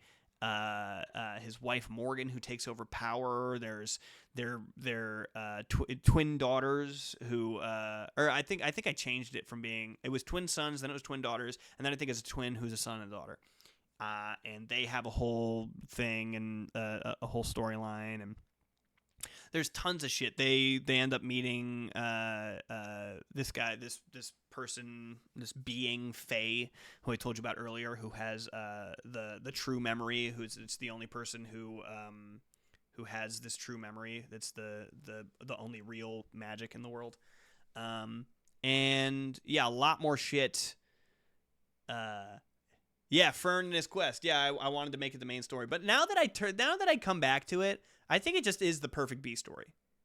It's like the best B story, and I don't think I care if people like the B story better than the main story.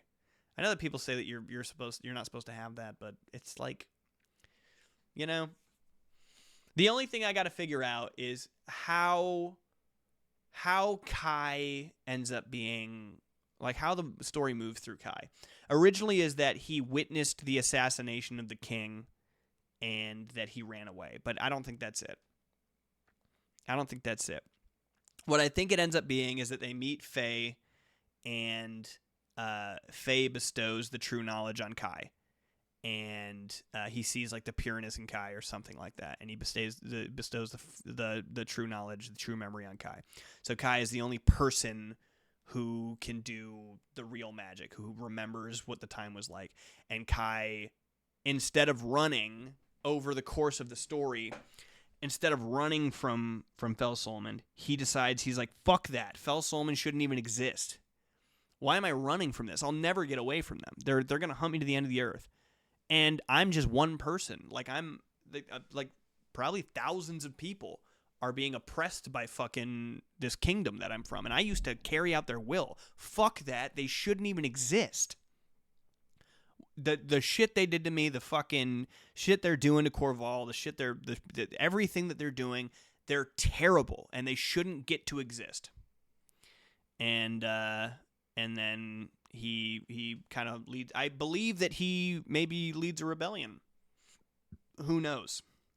I know how Fern and Dagon's story ends, but maybe that's a story for another time. Or maybe do you guys want to hear it? We have plenty of time left on the stream. How much more of this do you want to hear? Is this how much more talking about the story do you want? You tell me. I'll publish this book on Wattpad. All of it? Because I think that Fern's ending is the best ending. I think the way I already know Fern's entire story, and I know how his story ends, and I don't know. I'm scared. Yeah, I want everyone to know when they're reading this book that like people will die. Start writing, white boy. I don't know how to write. That's the problem. I know how to do the story. I just don't know how to write it down. I'm down for more, and not just because I'm avoiding going to bed. All right. Who wants to hear Fern's story? Give me a hell yeah. I could also tell you kind of the political story.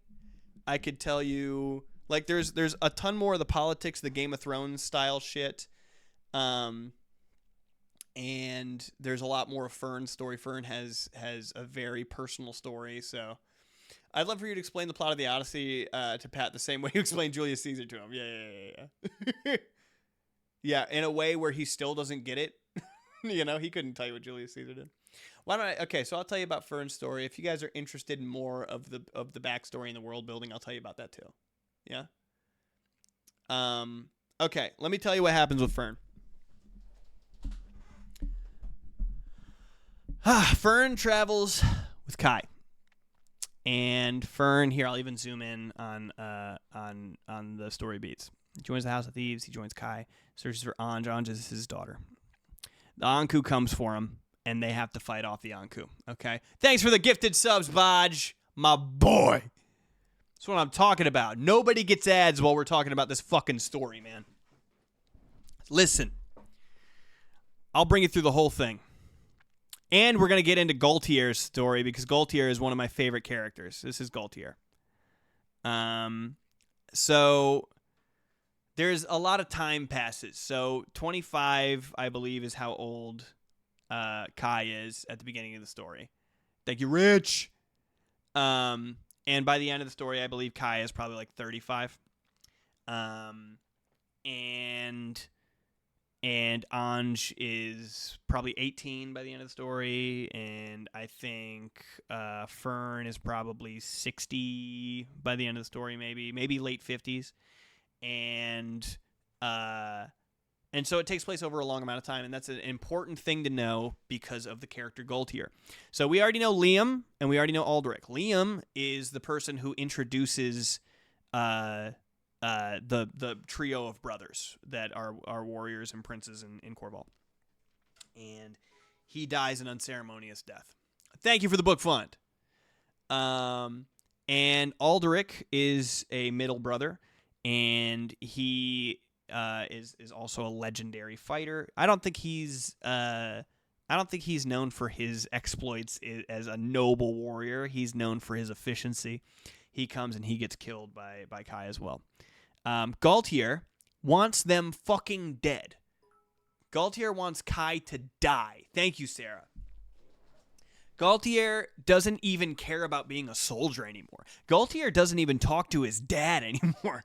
They basically, this is what happens in Liam, Aldrich, and Gaultier's point of view. Liam sets out. He's been told by his dad that he's got to go set out, help with the siege. They get intercepted. He gets killed unceremoniously. He gets killed disrespectfully. They desecrate him. Aldrich and Gaultier find out about this and then go to their father. And they go, can we hunt this guy down? And their dad's like, yes, you fucking can. Okay? Aldrich ends up finding him first. Aldrich gets killed. Gaultier comes back to his dad. He's like, Dad, let me get him. And he's like, I can't lose a third son. No way. No, I need you on the battlefield. Matter of fact, I don't need you on the battlefield. I need you to take over the throne.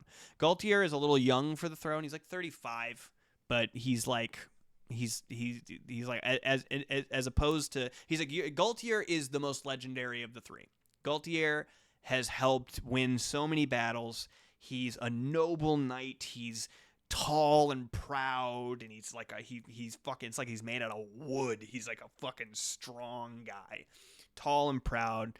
And he goes to his dad and he's like, oh, let me fight him. And his dad's like, you need to take over. The people already love you. You were going to be the king the entire time. Just take it over from me. I'm getting old. Just take it over. And he's like, no, I need to go kill this guy. And he's like, no, son, don't do that. He's like, there's nothing you can do to stop me. So Gaultier goes out. And Gaultier's one-track mind. He's no longer a soldier. He exists to kill Kai and get revenge for his brother. You missed plot points. It's all right. It's okay. I'm backtracking for some of this stuff so that you understand. So Gaultier's out there to kill Kai. That's important for later. So, okay. So Kai and Fern are traveling together. They escape the Fractus. And there's also this person called Trist. Trist is in there. Trist, we haven't introduced him yet. Trist is kind of like a brother figure to Fern, but not in a good way. He's an antagonist to Fern, or not to Fern. I'm sorry, to Kai. Trist is an antagonist to Kai.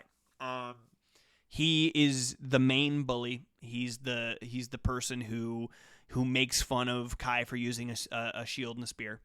He when he hears that Kai gets fucking sliced up by Liam, he's happy.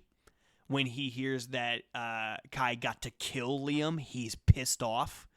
When they're taking him back to the town, he gets set in charge of taking care of Kai, and he fucking hates it. He's like, fuck this little pussy. He doesn't even want to do this war. He's a coward. He disgusts me. And then Aldrich shows up. And he fucking oh yeah, that's a big portion here. Trist is someone who saves Kai. Trist saves Kai, and Valens also saves Kai, kind of in the same breath. Trist just like so you remember what I'm saying? Kai was hanging out with his buddy, and then his buddy gets his brains bashed in. It was the brain bash was meant for Kai. Trist pushes him out of the way, and his friend gets his brains bashed in. So Trist also saves Kai. Valen saves Kai as well. And it's just a knee-jerk reaction. He's a soldier. He just did it in a moment. And when Kai kills Aldrich, Trist is thinking like, oh, maybe he could be a soldier. When Kai and Fern desert, when Kai deserts and he goes off with Fern, Valens sends Trist to go kill Kai. Yo, thanks Braden for the sub. Big fat choo choo. Let's get this emote. That's what I'm talking about, son. I did. There was a couple times where I had a little bit of an emotional moment when I was writing some of this stuff. Imagine making fun of somebody for using the best setup on the battlefield. So he sends Trist to go get Kai. He's like, hey, you fucking hate him. Kill him. And so Trist is like, gladly, I'll go kill that motherfucker. So he goes off and he's being sent after them. Also, we know that the Anku from Father Kadi's the Crow Warriors, basically, are being sent after Kai as well.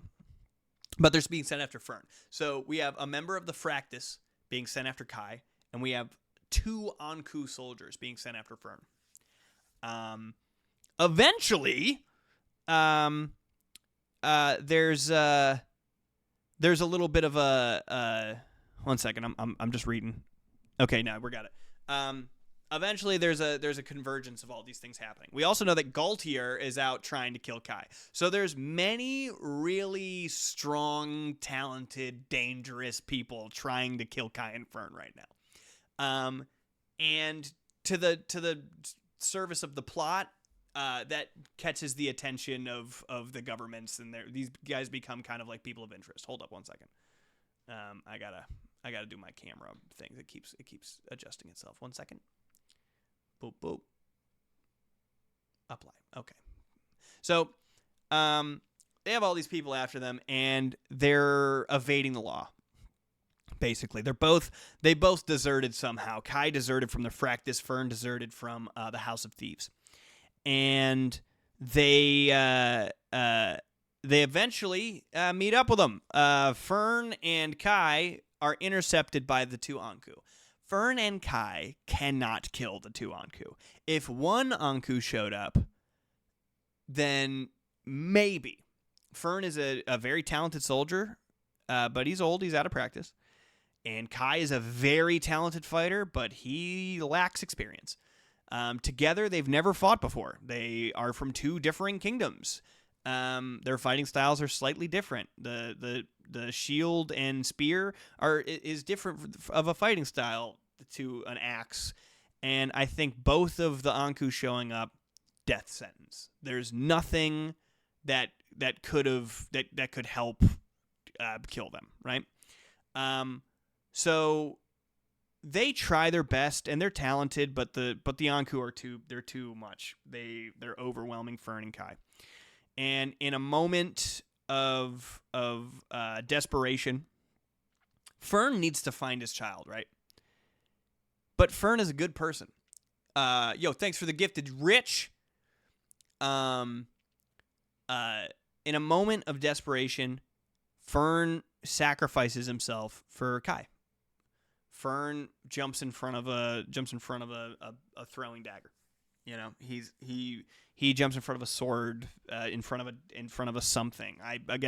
We're still on the beats of the story. We don't exactly know what happened there. Thanks for the gifted again, Rich. Let's get Zombie out of the ad hell. And Fern sacrifices himself for him. But when that happens through basically a goddamn miracle act of God, the Anku, who are never inaccurate, they never miss, just happen to hit a part of the armor of Fern's armor that isn't on a standard Corvallian soldier. So we know that Fern is using old armor, and that there's new armor that all the Corvallian soldiers use. And the Anku were prepped for the new armor, and just because of the discrepancy between the two, the weak point in the new armor is not the weak point on the old armor, and he's saved. But he does effectively save Kai's life. And he's hit, he goes down, and the Anku come up, and they're about to come in quickly and efficiently kill their shit when Kai just kind of launches a distracting thing. Fern gets up and manages to axe the leg off of one of the Crow soldiers. The Crow soldiers bleeds black blood, and that leaves the reader confused as to if they're even human or not, and is kind of crawling off and crawls off into the woods. Now there's only one Anku who has been surprised, doesn't have support anymore, and in the scramble, Kai and Fern manage to get away. So they run away, they don't kill the other guy, and they manage to escape. Of an Achilles heel situation. Yay for Epic Book and Epic Friends saving us from ads. That's what I'm talking about. Black Blood is cool as shit. Oh, it's so sick. Sometimes you just got to do something that's tried and true sick. Black Blood, awesome.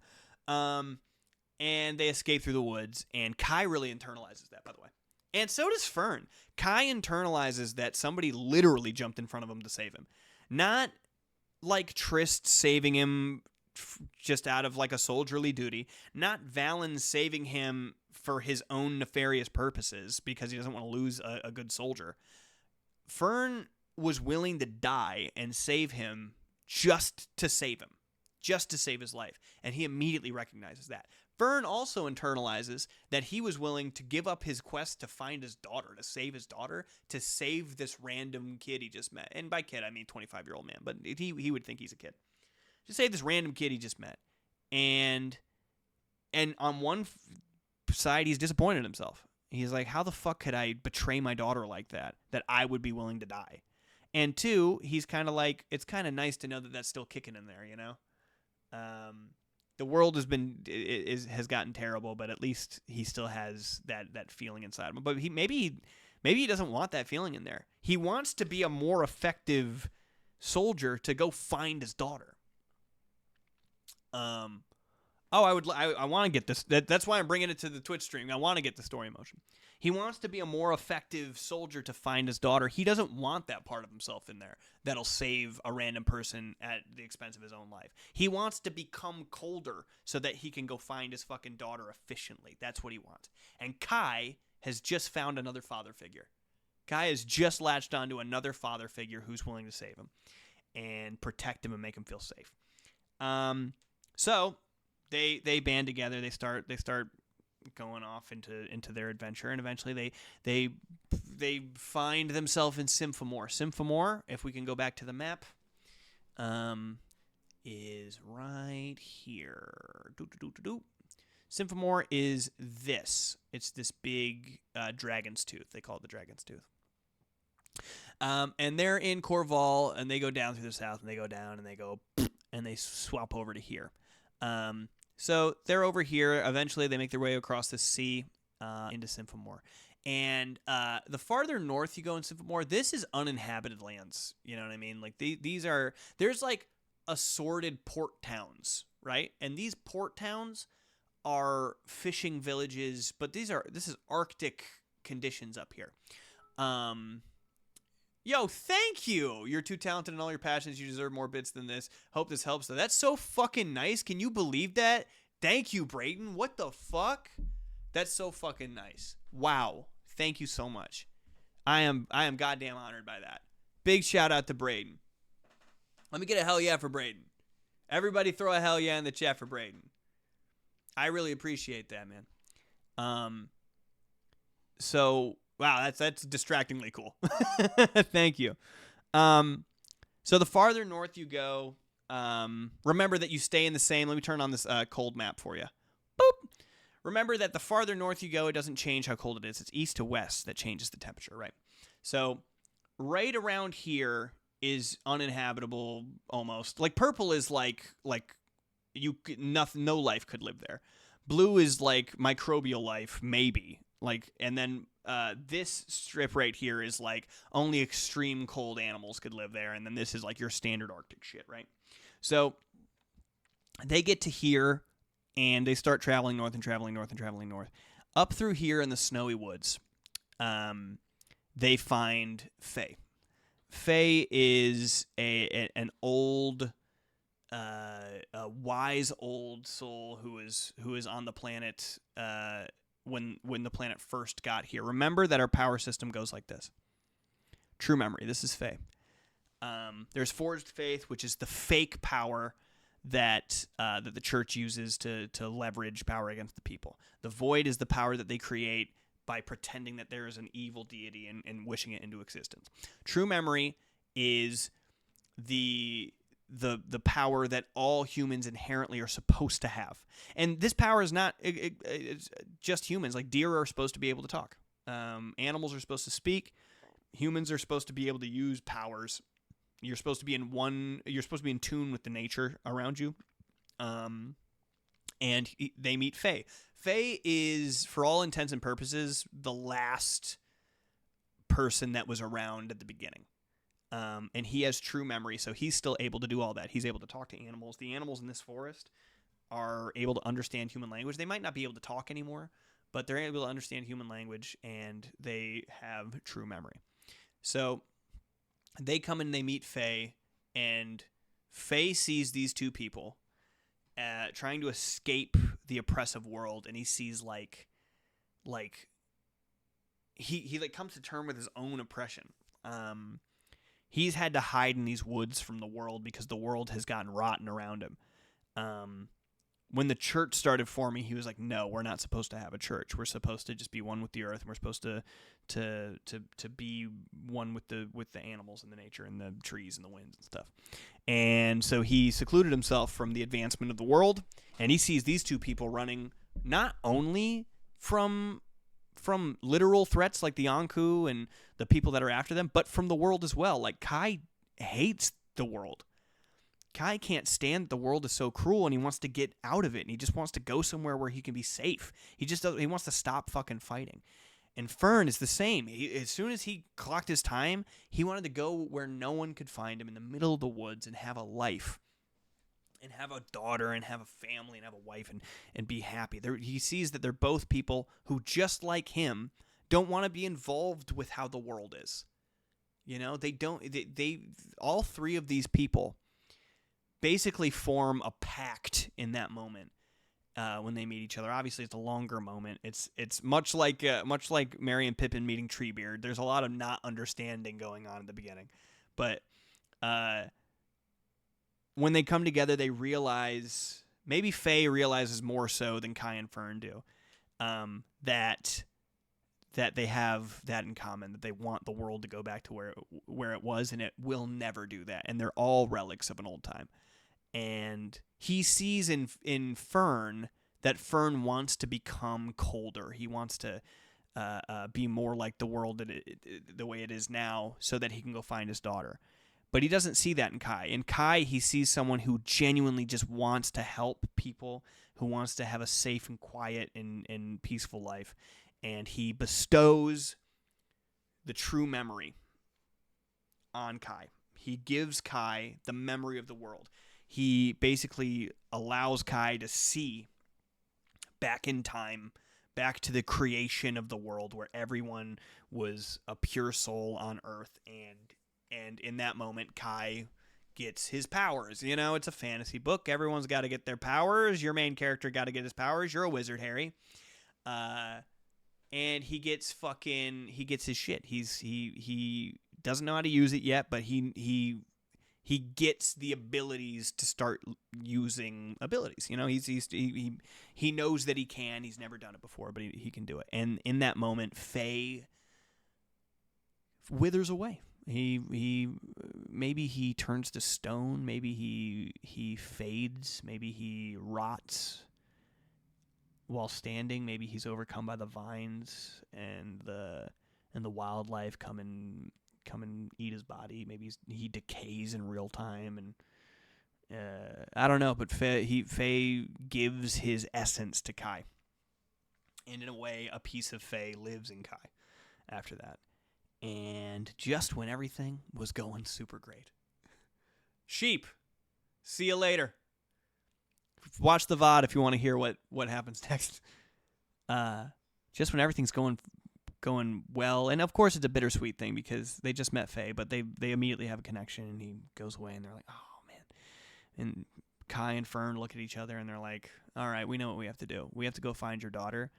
I have to get the world back to where it goes. So like in book 2 or act 2, whatever you want, you start realizing that thing, and Kai starts realizing this thing, that he can't just live his life. That's what Faye makes him realize. He can't just live his life. There is no place that is Kai immortal now? ? Uh-oh.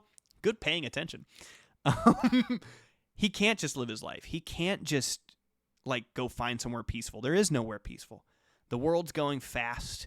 It's moving at a breakneck pace, and it's his peace will be disrupted. Like Fern thought he found peace too. So Kai realizes the only way to find peace is to get rid of the people who are disrupting that, who are trying to take everybody's peace away. I'm going to have to hit the VOD for the rest, too. Really fun stream, though. Night gang. Later, Bodge. Thanks for all the gifted subs, brother. And so you start seeing this turn into a thing where Fern even is going like, yeah, Kai, like we should take it down. Kai, you should be the person to start this rebellion. You should disrupt the powers that be. But Fern is still one-track mind. He's trying to find his daughter. So Kai goes, look, man, here's what we're going to do. I'm going to go help you find your daughter. We're going to get your daughter back. In return, I'm going to need help taking down the powers. And Fern goes, yeah, okay, that sounds good. So that's what happens. And right when that happens, Galtier shows up out of the middle of nowhere. Galtier fucking comes in with a massive sword, a huge sword, a big sword that gleams in the light. It is a teal blue. It is a beautiful, well-handled sword. He comes through and he chops through the middle of them. He has no intention of hitting either one of them. He just chops through the middle. The sword comes up. He's a large guy. He's a big guy. I would say, imagine a guy who's built like LeBron James. You know, he's just a tall, imposing, strong man. You know what I mean? Hello to you as well. How did they not hear him coming? He's got armor on. How the fuck did he? And he doesn't have a group of soldiers with him. Liam had a battalion, and Aldrich had a small group of trained soldiers. Galtier came here with himself. He shows up and he slams that sword into the ground. And he goes, well, I don't have the dialogue yet, but he basically says, I don't know what is going on here, and I don't care. It's irrelevant to me. I need you guys to understand that these are going to be the last moments that you feel on this earth. And as a Corvallian soldier, it's my duty to give you a proper death, even though you don't deserve one. So steel yourself. I'll take you at the same time. And he picks up his sword, and he aims it at them, and they do battle. They do righteous battle.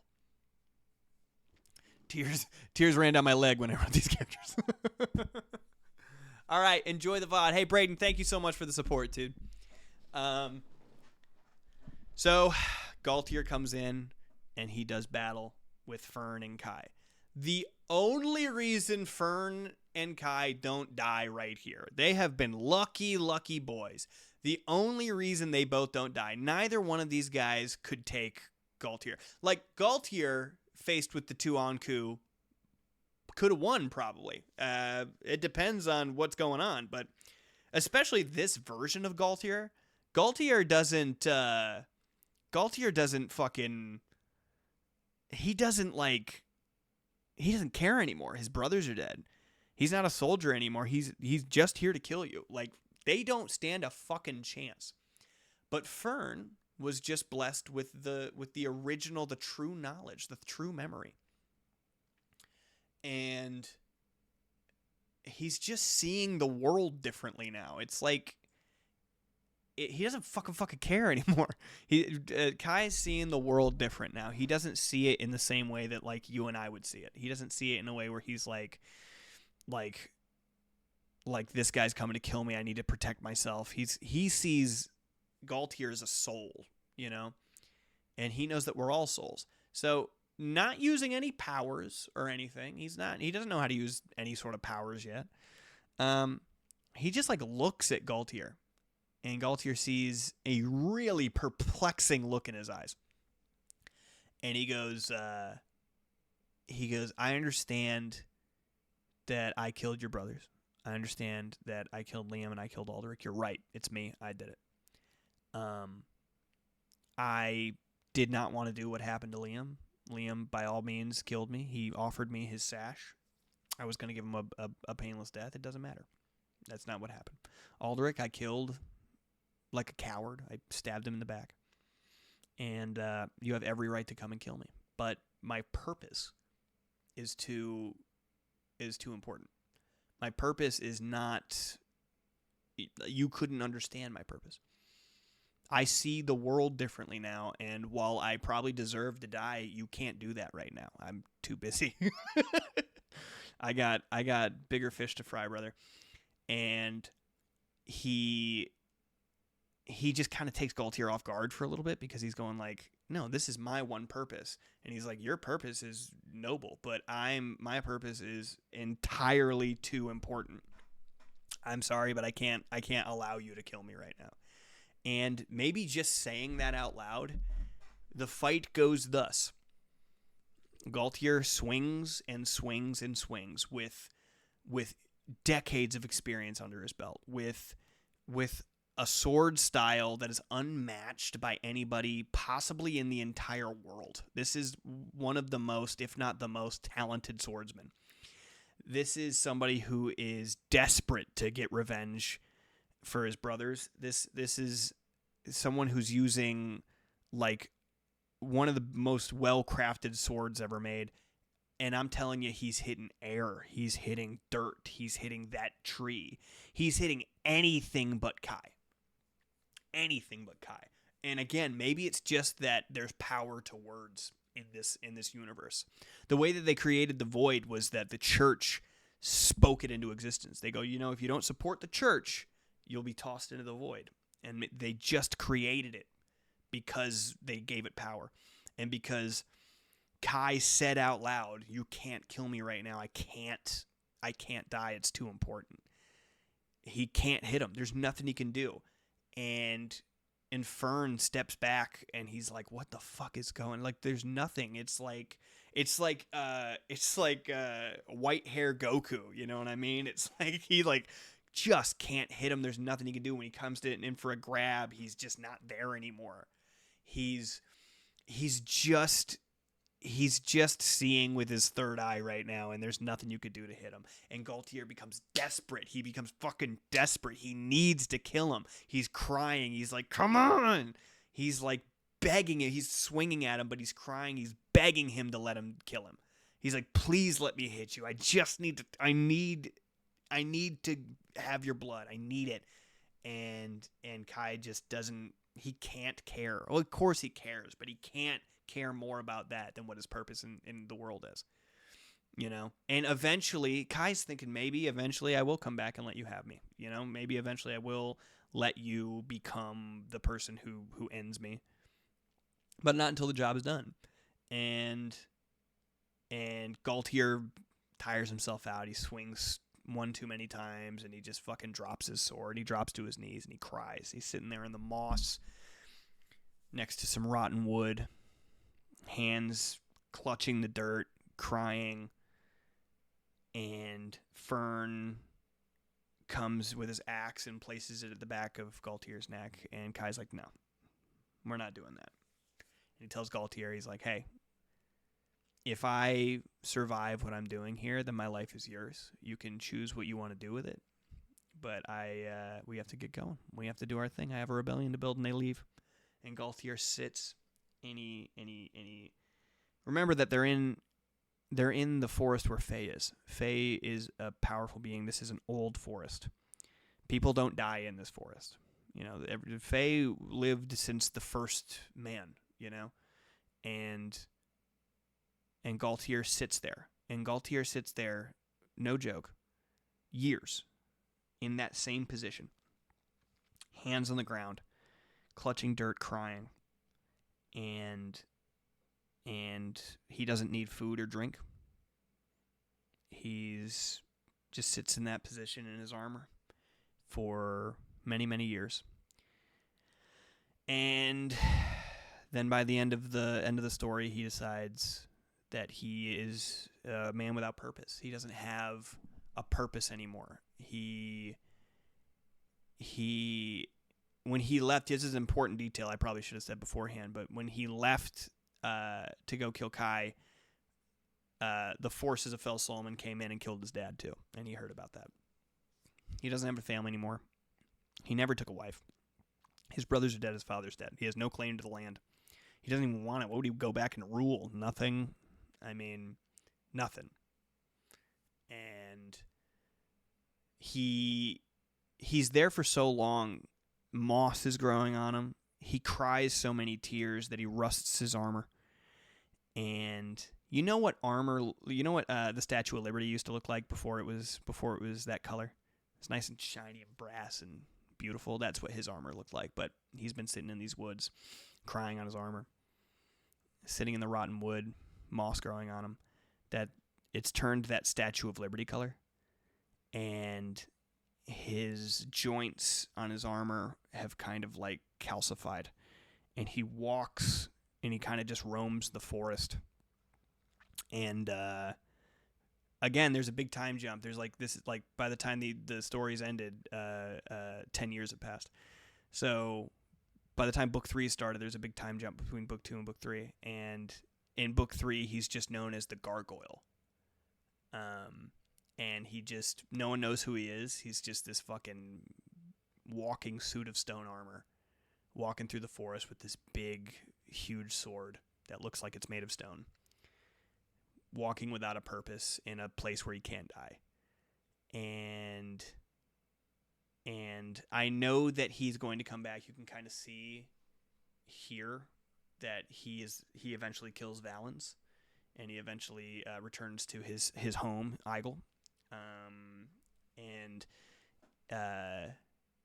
He takes the throne and he becomes the leader of the land. But I didn't get into that just now because I don't actually know if that happens. I don't know if that happens. What I do know is that Kai and Fern have to finish their fucking story, right? Right, chat? Give me a hell yeah if they have to finish their story, huh?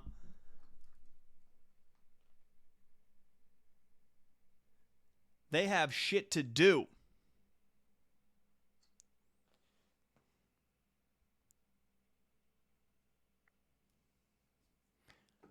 That's what I'm talking about, fam.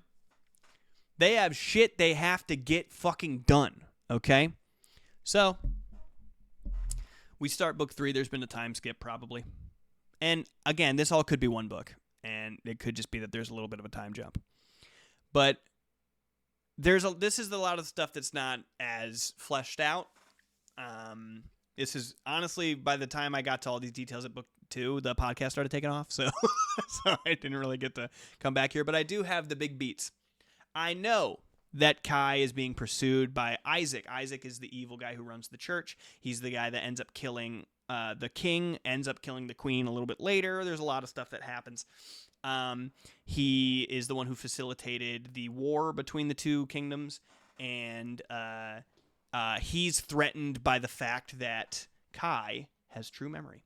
This is the most important thing. Kai has true memory. The reason why true memory would be a threat, I'm explaining it right now. We haven't really explained it. The reason that true memory is a threat to the church, and threat to the Church of Kind, is that the church has been lying to the people about what's actually happening in life. You know, what actually happens with the God, where their power comes from, that they created the void, that they have bastardized what life was supposed to be when we were all made. And true memory is something that can be passed on to people. Like Kai had true memory passed on to him. Kai is passing around true memory to people. But not like he's not like giving, like the way that Faye gave Kai the true memory. He's telling people what used to happen. And over a number of years, he's going like, this is what it used to be like. This is how it could be. He's traveling around the world, and he's basically doing a Jesus. Oh my God, like Jesus, yeah. yeah. So he's basically doing a Jesus. And that threatens the church, because the church is like, don't you fucking dare. We have a good thing going here. So the church starts sending everything they got at him, right? And there's a lot more stuff that happens here. There's Thalamos. There's all this crazy shit. But the basics are that Kai has to come and bring down Isaac after Isaac tries to crush the rebellion. Fern joins the rebellion at the end of book 2. Fern, again, is mostly searching for Anj. Anj is... this is an important thing. At the end of the book, after the Gaultier thing, Fern finds Anj with Dagon. They eventually catch up to Dagon. So like the rabbis in Jesus' story, they also try to kill him. Exactly. This is an important portion. Fern finds Anj with Dagon. Finds them in some sort of... I guess I don't know where they would be, but finds them. Finds them maybe on a road. And it's been a long time, but like they know who that is. Like that's... Anj is like, that's my dad. And Dagon is like, oh, that's your dad? I'm going to kill him in front of you. Now, Anj has been absolutely fucking... there's no light behind those eyes anymore. She's seen some terrible stuff. Some terrible stuff has been done to her. She's gone, you know. But she's not gone. Fern catches up to them with Kai. Fern sees Dagon. And, oh, you know what I think I had happen here is that Kai tells Fern to go when he's dealing with Galtier. And Fern goes, and then he finds Dagon. So it's just Fern and Dagon and Anj, and Anj is the daughter. And Fern is like, I'm going to kill you. Anj sees Fern, and she's like, oh my fucking God, I didn't even think that was ever going to happen to me. I thought I was going to die with this guy. And Fern and Dagon do battle, but Dagon doesn't do battle. Dagon's not a soldier. Dagon's an assassin. He's a thief and an assassin, and a fucking good one. He's not doing battle with Fern. Fern's like, come here and let me kill you with my axe. He's like, no. No, I'm not even going to engage you. I'm going to throw poison darts at you. I'm going to fucking disappear into the mist. I'm going to take your daughter. I'm going to put a fucking knife to her throat. You're not getting me, dude. Eventually, it shakes out to that Dagon is defeated by Fern. Defeated, not killed. He goes to kill Dagon, and Anj is like, don't do it. And it's mostly because Anj has seen so much. She doesn't want to see her dad like that. She's seen, she's been through all of this stuff. She watched her mom get killed. She was probably tortured by Dagon.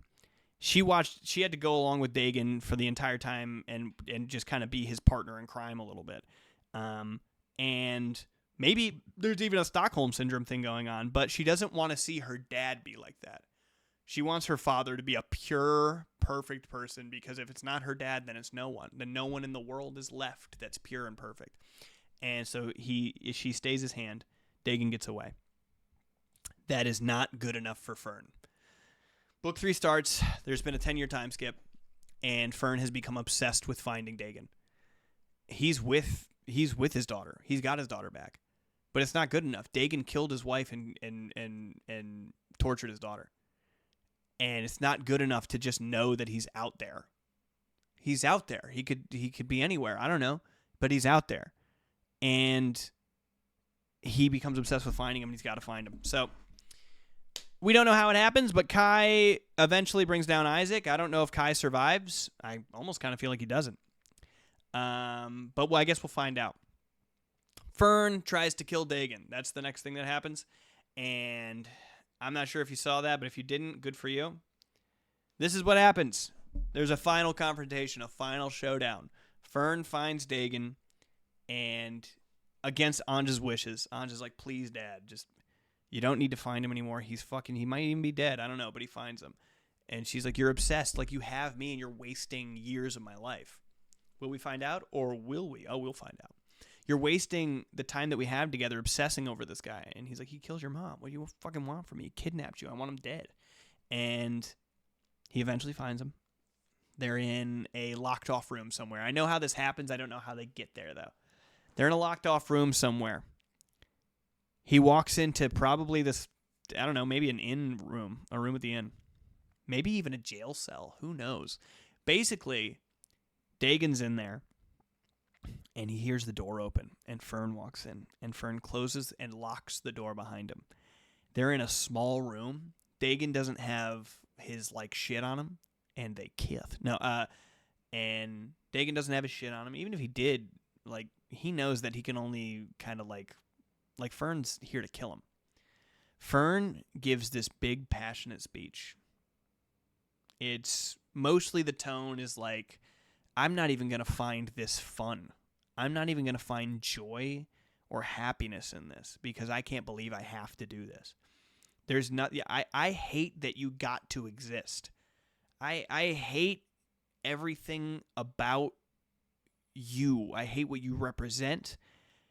I think you're fucking terrible and all this. He's just laying into him. And Dagon the whole time obviously isn't taking this in. He's a sociopath. He's like, yeah, whatever. He's like, I'm basically, he's taking stock. He's like, I'm in a locked room. It's kind of a small room. I don't see much in here that I can defend myself with. I have a hidden knife. If I'm lucky, I can get him. If I'm lucky, I'll win the scrap.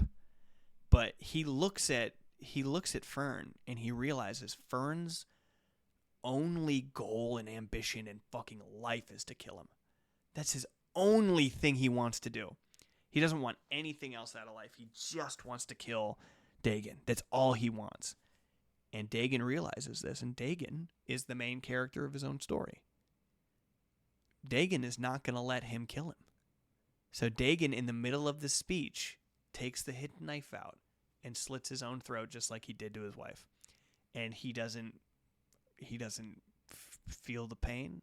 He smiles at Fern and takes away Fern's ability to get revenge. And in a way, he doesn't even know this. In a way, he saves Fern. He saves him. He doesn't even know that he does that, but he's not going to give him the fucking satisfaction. He's like, oh, you're going to kill me? No. I'll kill myself. Fuck you. I go on my own terms. Fern never gets that satisfaction that he gets to take revenge on him, and he knows as Dagon is dying that Dagon won. And he never gets to do it. But he comes back, and he gets to be a father to Ange. In my headcanon, in my I'm not using the word right. In my perfect world, Fern and Ange are the only people who have a happy ending. Fern and Ange are the only... Fern takes Ange home. That's what I say. That's the last thing that happens in the book. Dagon kills himself, and Fern takes Ange home. This whole thing is my headcanon. Yeah, duh. I'm writing this. So, in my canon, Fern is the only one that has a happy ending. Fern and Ange have a happy ending. I think that Kai probably should die.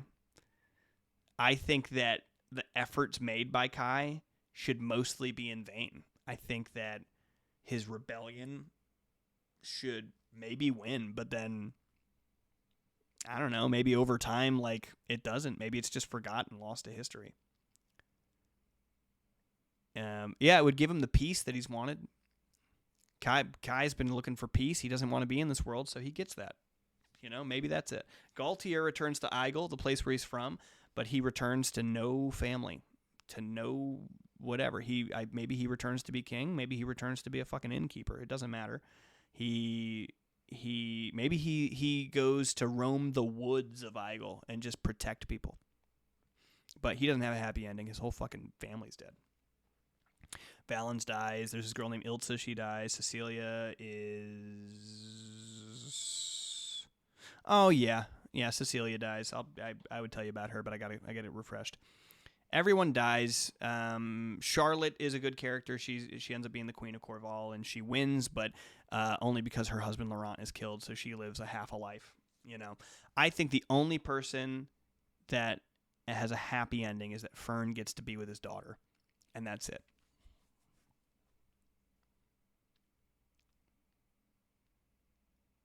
Yeah, I mean, like, even if Kai's rebellion, like, goes well, you know, like, he's never gonna be not hunted for the rest of his life. He'll have to look over his shoulder for his whole life, so maybe he should die and give himself the peace that he wants.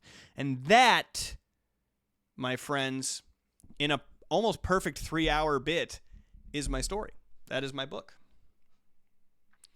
Yeah, it's kind of like a comedy. It's like a dramedy. There it is. And this is going to be on YouTube for forever for everyone to reference and for me to reference later when I fucking go like, what did I say? Oh, did I say that? That sounds sick. There's definitely things that I said while I was explaining this because I've never had to explain the whole thing out loud before that I like realized as I was saying it. I was like, oh, yeah, because he did this and that. Well, it's going to be good. Copyright it. Well, I think like if somebody takes my shit and I have this YouTube video going like, oh, well, this was my Twitch stream. I said all this shit already. Like, and not that I would care about like legal ramifications, but it would just be like, well, you guys can tell that I made that up, right? Doesn't matter. I feel good about it. Well, that is the stream. We did it, fam. Can you believe it? Do you believe? Here, let me get my shit back to where it normally is. Do you believe? Yeah. Huge. Now check your phone real quick, okay? Woo! Oh, I'm so excited. I'm going to FaceTime my wife after this. All right, guys. Oh, no. Comfortably dumb. Howdy. We're just about to leave. Oh, no. I was just about to end the stream. I'm so sorry. I'm so sorry. Catch the next one. What day is it today? Is it Monday? Yeah. Well, we're on tomorrow at 5, which is what right now is. I don't know what time zone you're in. Thank you so much. I appreciate you. We're on tomorrow at 5, and then I'm on Fridays at 2, and that's Pacific Standard Time. So Monday and Friday at 2, Tuesday at 5. That's when we're on Twitch. And definitely come join a stream. Definitely, please do. But we're about to get off. I got to go call my wife. I've been talking for so long, my throat hurts, and I haven't eaten anything today. Thanks, everybody, for showing up and supporting this. This was really hard for me to do. But thank you. Can we get one final random impersonation of your choice? Of my choice. Yeah, before I leave, I'll give you an impersonation.